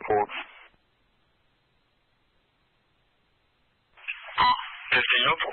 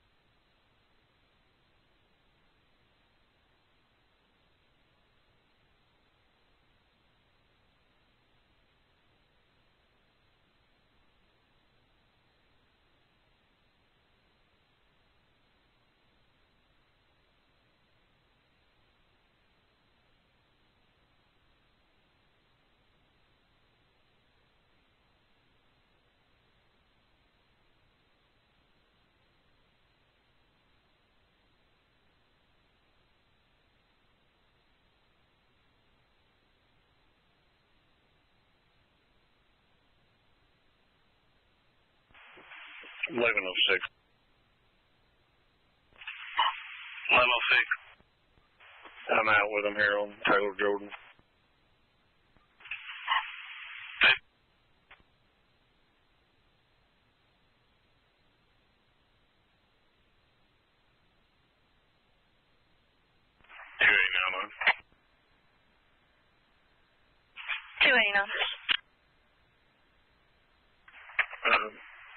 Can you call this 88?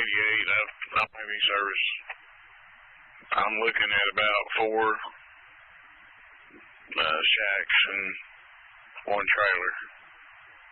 I'm not sure where they're at or what garage or anything they're talking about. Can you just call them and tell them to look, see if they see me? 10-4.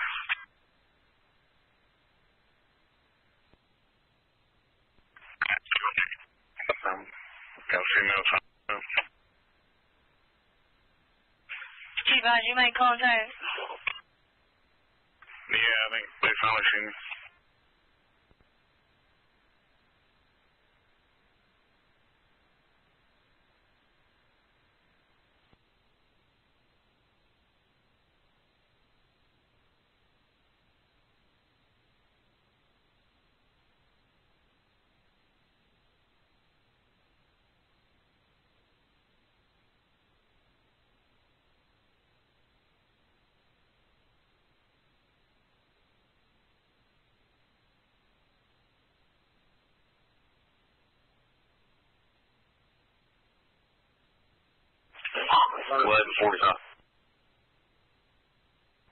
Hey, William.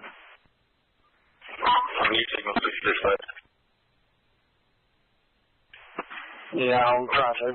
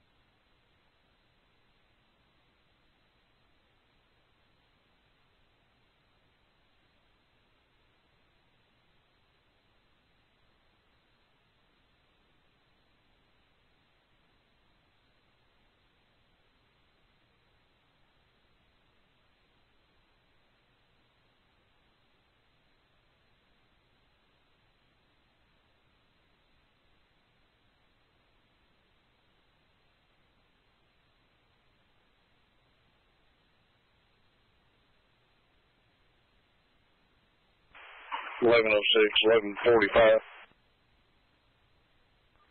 William. Daniel, you can signal 8 if you're on 10-4. I'll get the information. 10-4.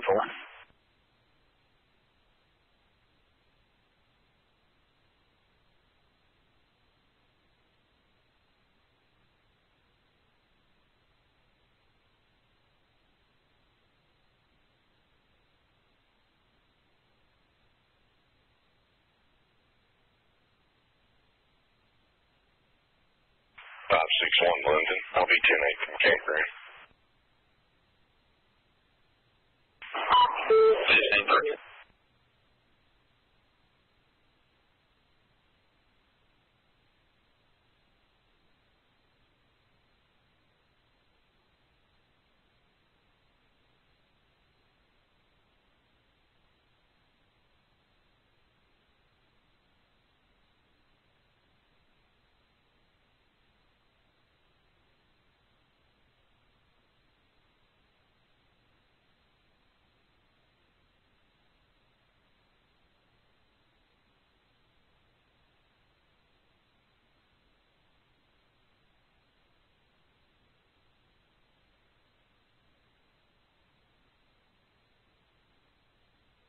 Hey, 600. 10 signal. 10-4. C28 London. Same press. 14.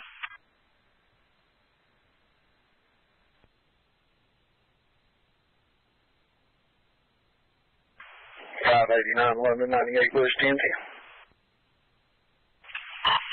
1513.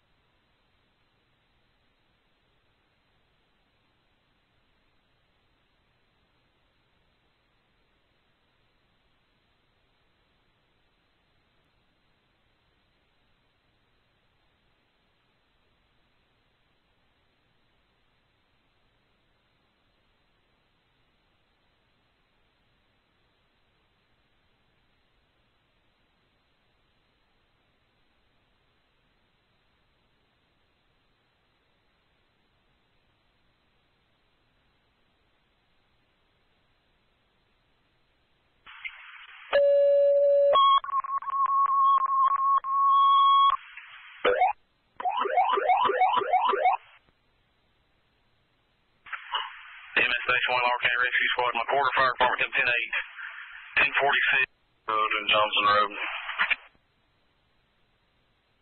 10-4, 45 and route. 1516. Pistol Creek, Highway 687 times 1514. 40.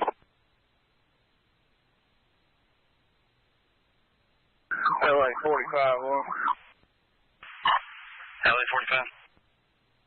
Big 10 8 10 4 location. Notify 1515 en route 1516, run number 8640, 8640, unknown patients, 2 vehicles. Good.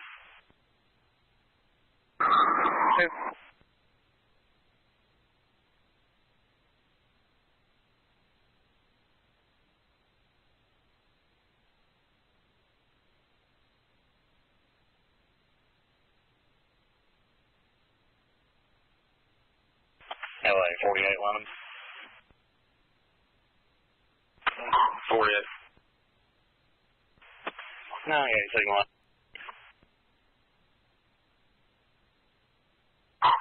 15 8.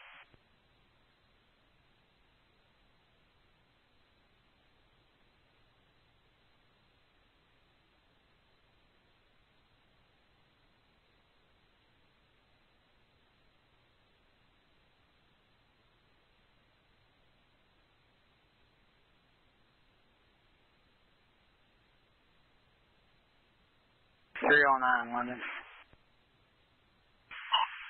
309 Glenn.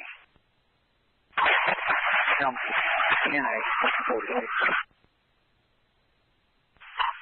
1516.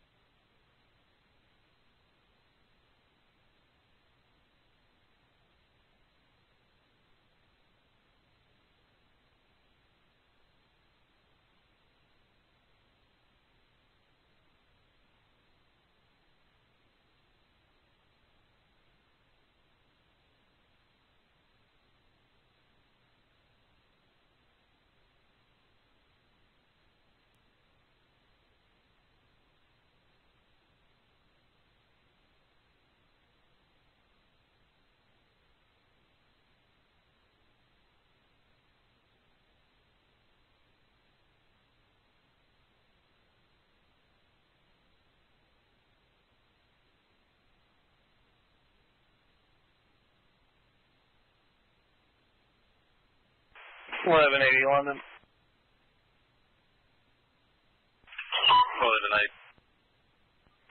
Be on 4th Road, paper service.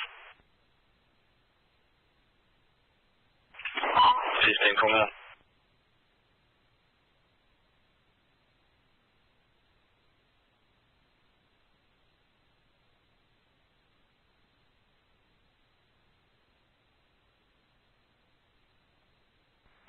Five, 2, 5, 1.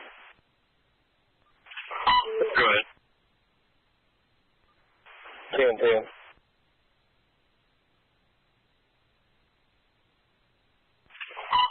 15.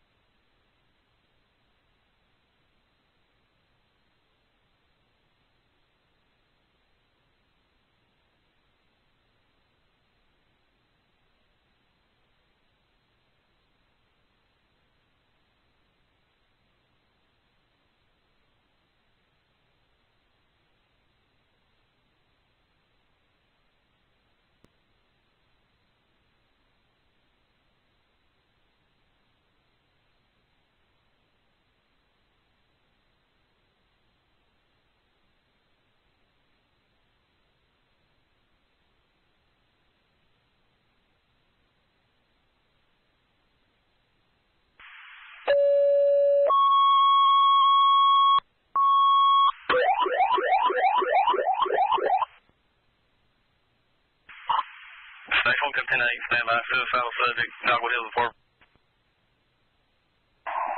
48. LA 48, London. Good. Can you go ahead and get me an LA unit out down here, please? Driver of the other victim, he's complaining of back injury. I just need an LA unit if we can do that, please. 10.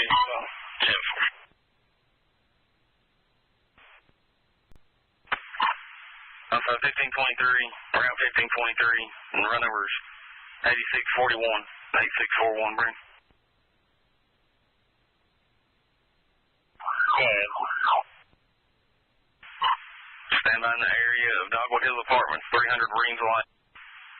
Apartment 224, male subject, suicidal thoughts, got PD and rail. Advise you when the scene secure. Go ahead. 10. Dispatch 1010.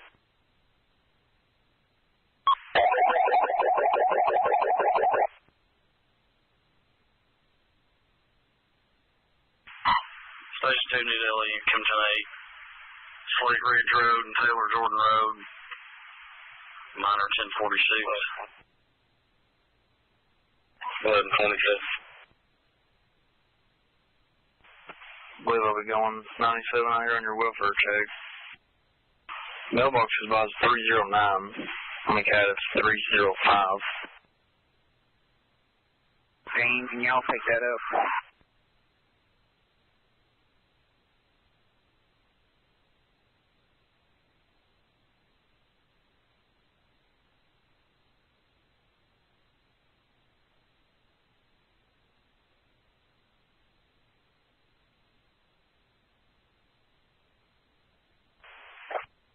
52211, here it is. JT-16, break 27. Go with. 309, should be that address. 10-4, you got me on the AVL. Make sure I'm at the correct address.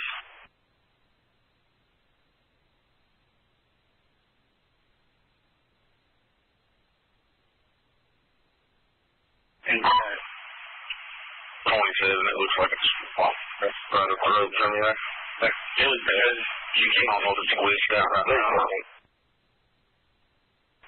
10-4. Could you please check Whitley or Knox cover?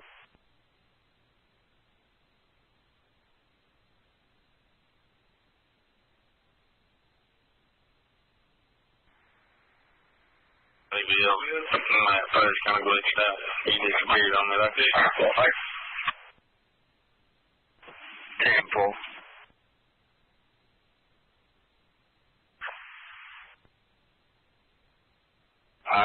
There's no 5.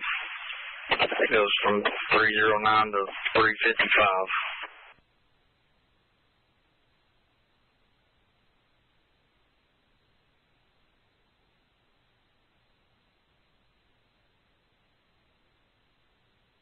LA 48 London.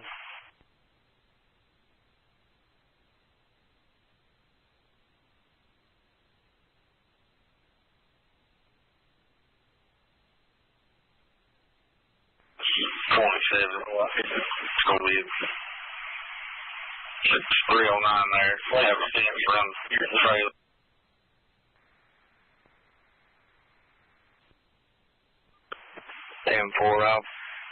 I see it. I won't be able to make entry at all. There's hooks and chains on the gate.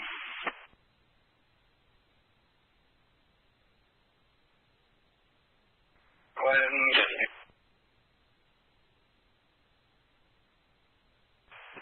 27 on. I'll try to hit my air horn and see if somebody will come out.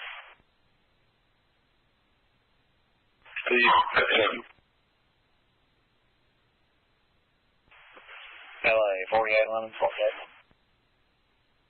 LA. Standing by in the area. 10-4. They just called back. You can signal 8. Signal 8, 13-4. 10-4. 48, can you pick up at 1046? Dispatch, did you get a hold of Whitley or Knox yet? I'm waiting on Knox to let me know, but I can cancel them if 48 of them. Yeah, tell them go ahead and thank them. 48. You pick that up. 309 LA 45 from weekend 97. 197, you're 46. London. LA 48. 10-8 on the 1046.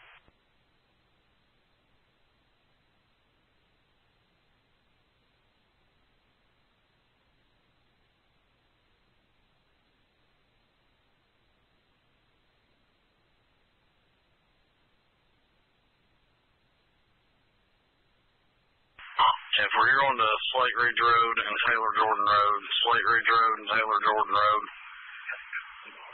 1046, minor injury, most likely just won't be checked out.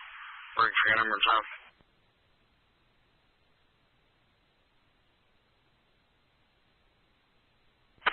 The road number is going to be 8642, 8642. 15, 24, and 29.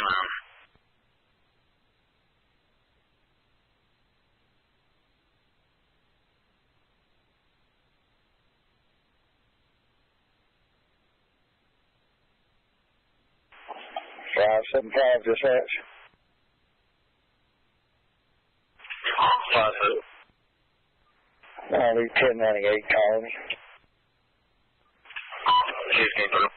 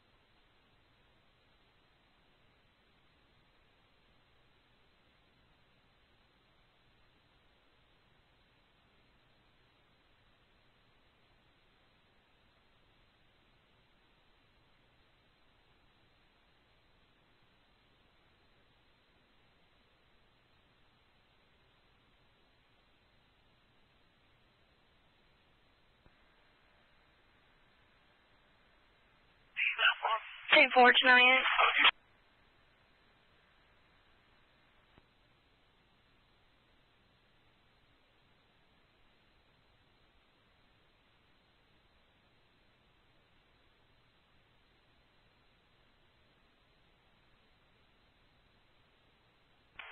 1127 on.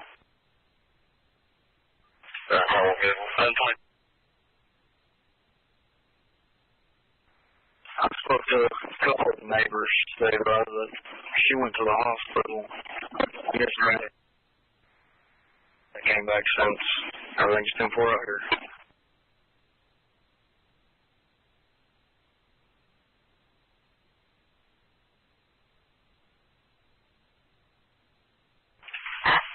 Hey,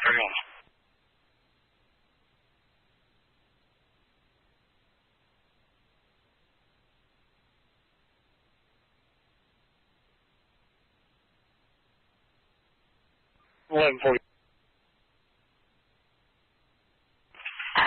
Go in.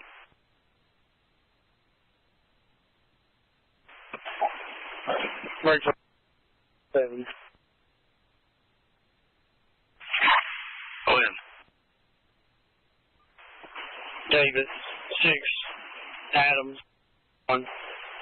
TJ's told us when we get in that vehicle, they're already 19.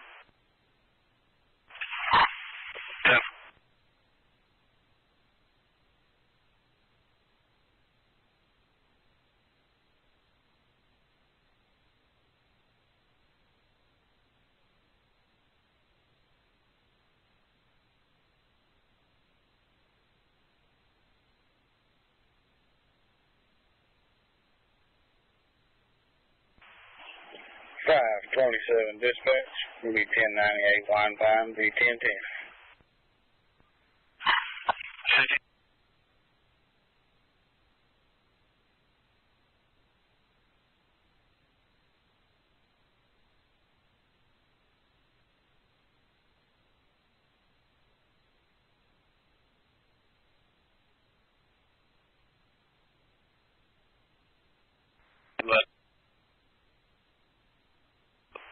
Go ahead.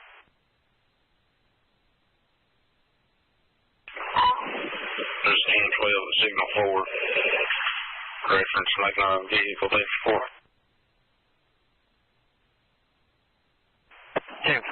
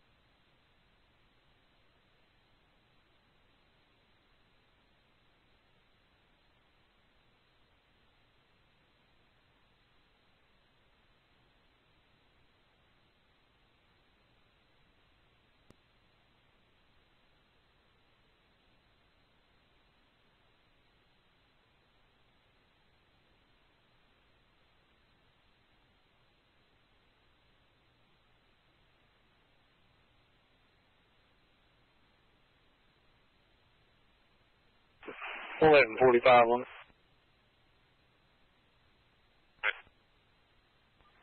Run another Kentucky 47. It's going to be Unit 1. Break for it. Go ahead. David. 5219.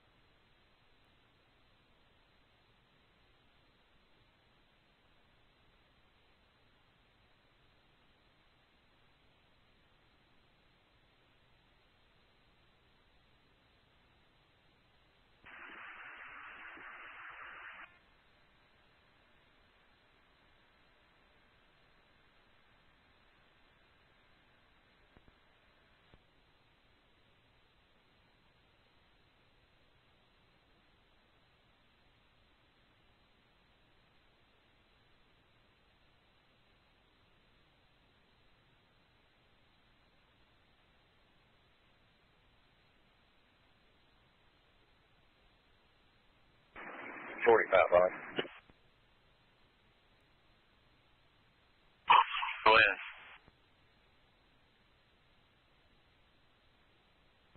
Show us around the St. Joe. 1539.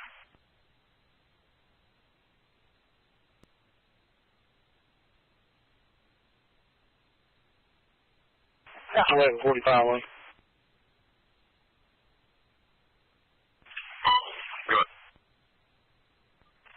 Everything come back 10-4 on those 247s.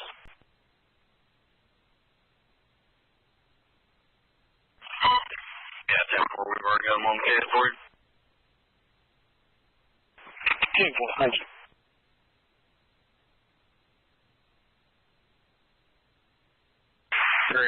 London, show me 98 flight service.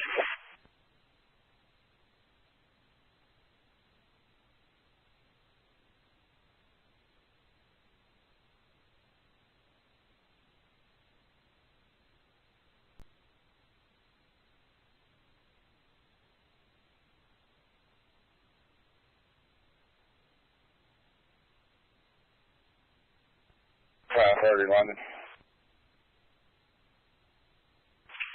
530. 9800 Hills, 10-10.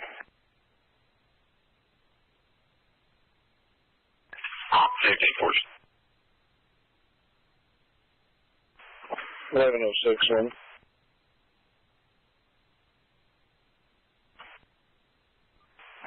London, can you get me an ETA on EMS? Check these two guys out, please.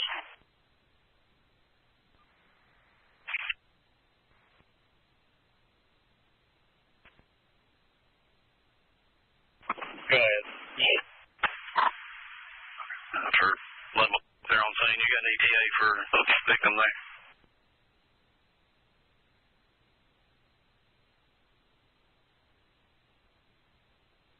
So we're at the intersection of Taylor Jordan Road and don't see nobody. I turned down Taylor Jordan Road. 10-4. Jordan Road there, coming down that thing. Thanks, Warren.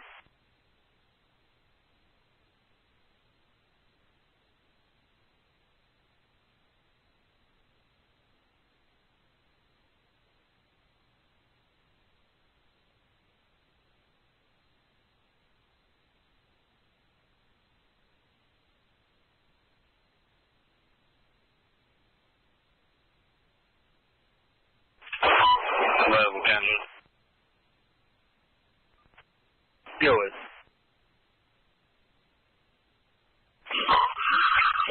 124 Kidsville Drive. 124 Kidsville Drive. I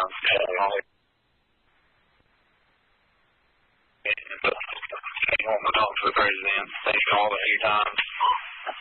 People saying that the FBI and local law enforcement, she's needing help. Not sure what's going on.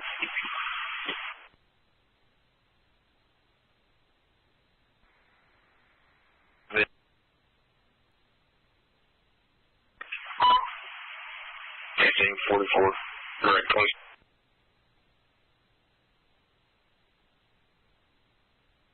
Go ahead. It's going to be a Jimmy Cornette.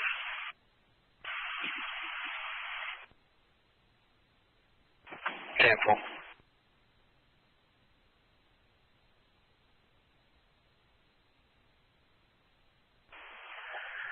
556 on it, 1510. Cancel.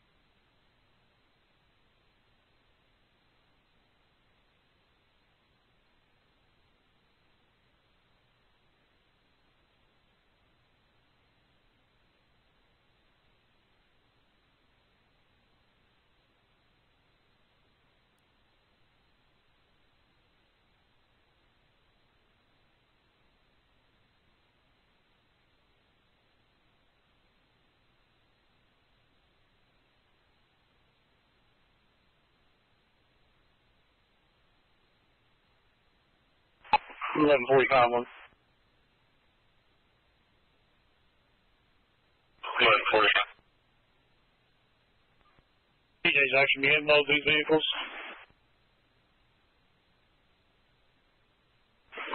10-4, 15 first.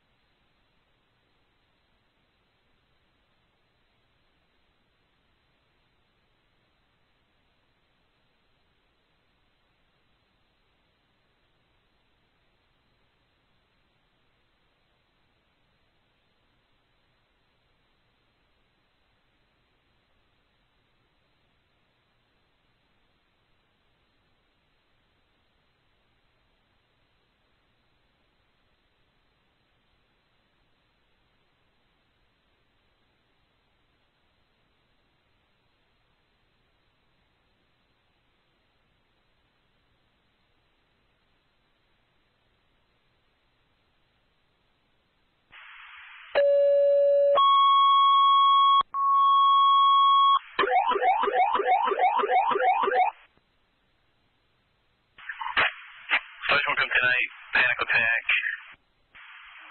Range line. You need to signal 6 man on my call, you got that? Yeah. 51, you back service. 10-4. LA 51 London. LA 51. Show 10-8. Alpha 1547, run 1548, and run number is 8643. 8643, ring. Go ahead.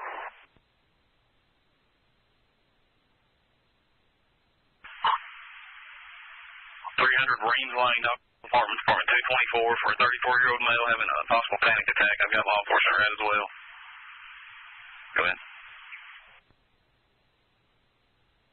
10-4.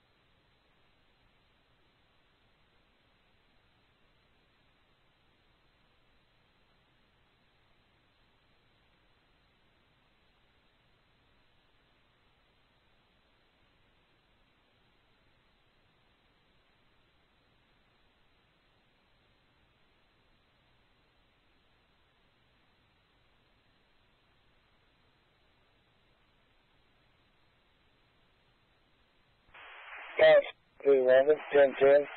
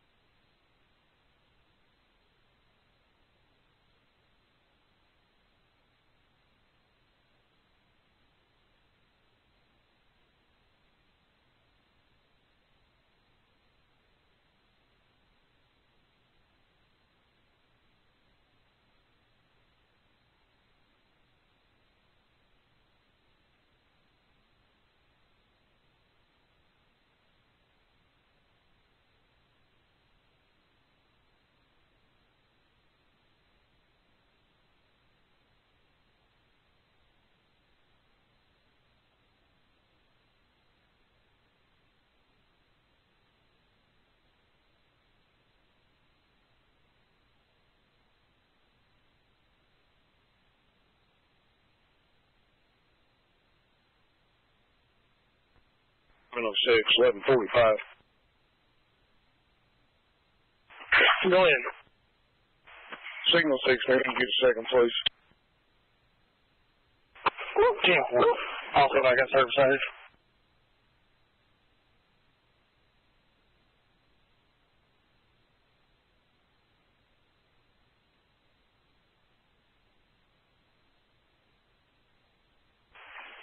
Oh, 7, dispatch. 10, 8, 7,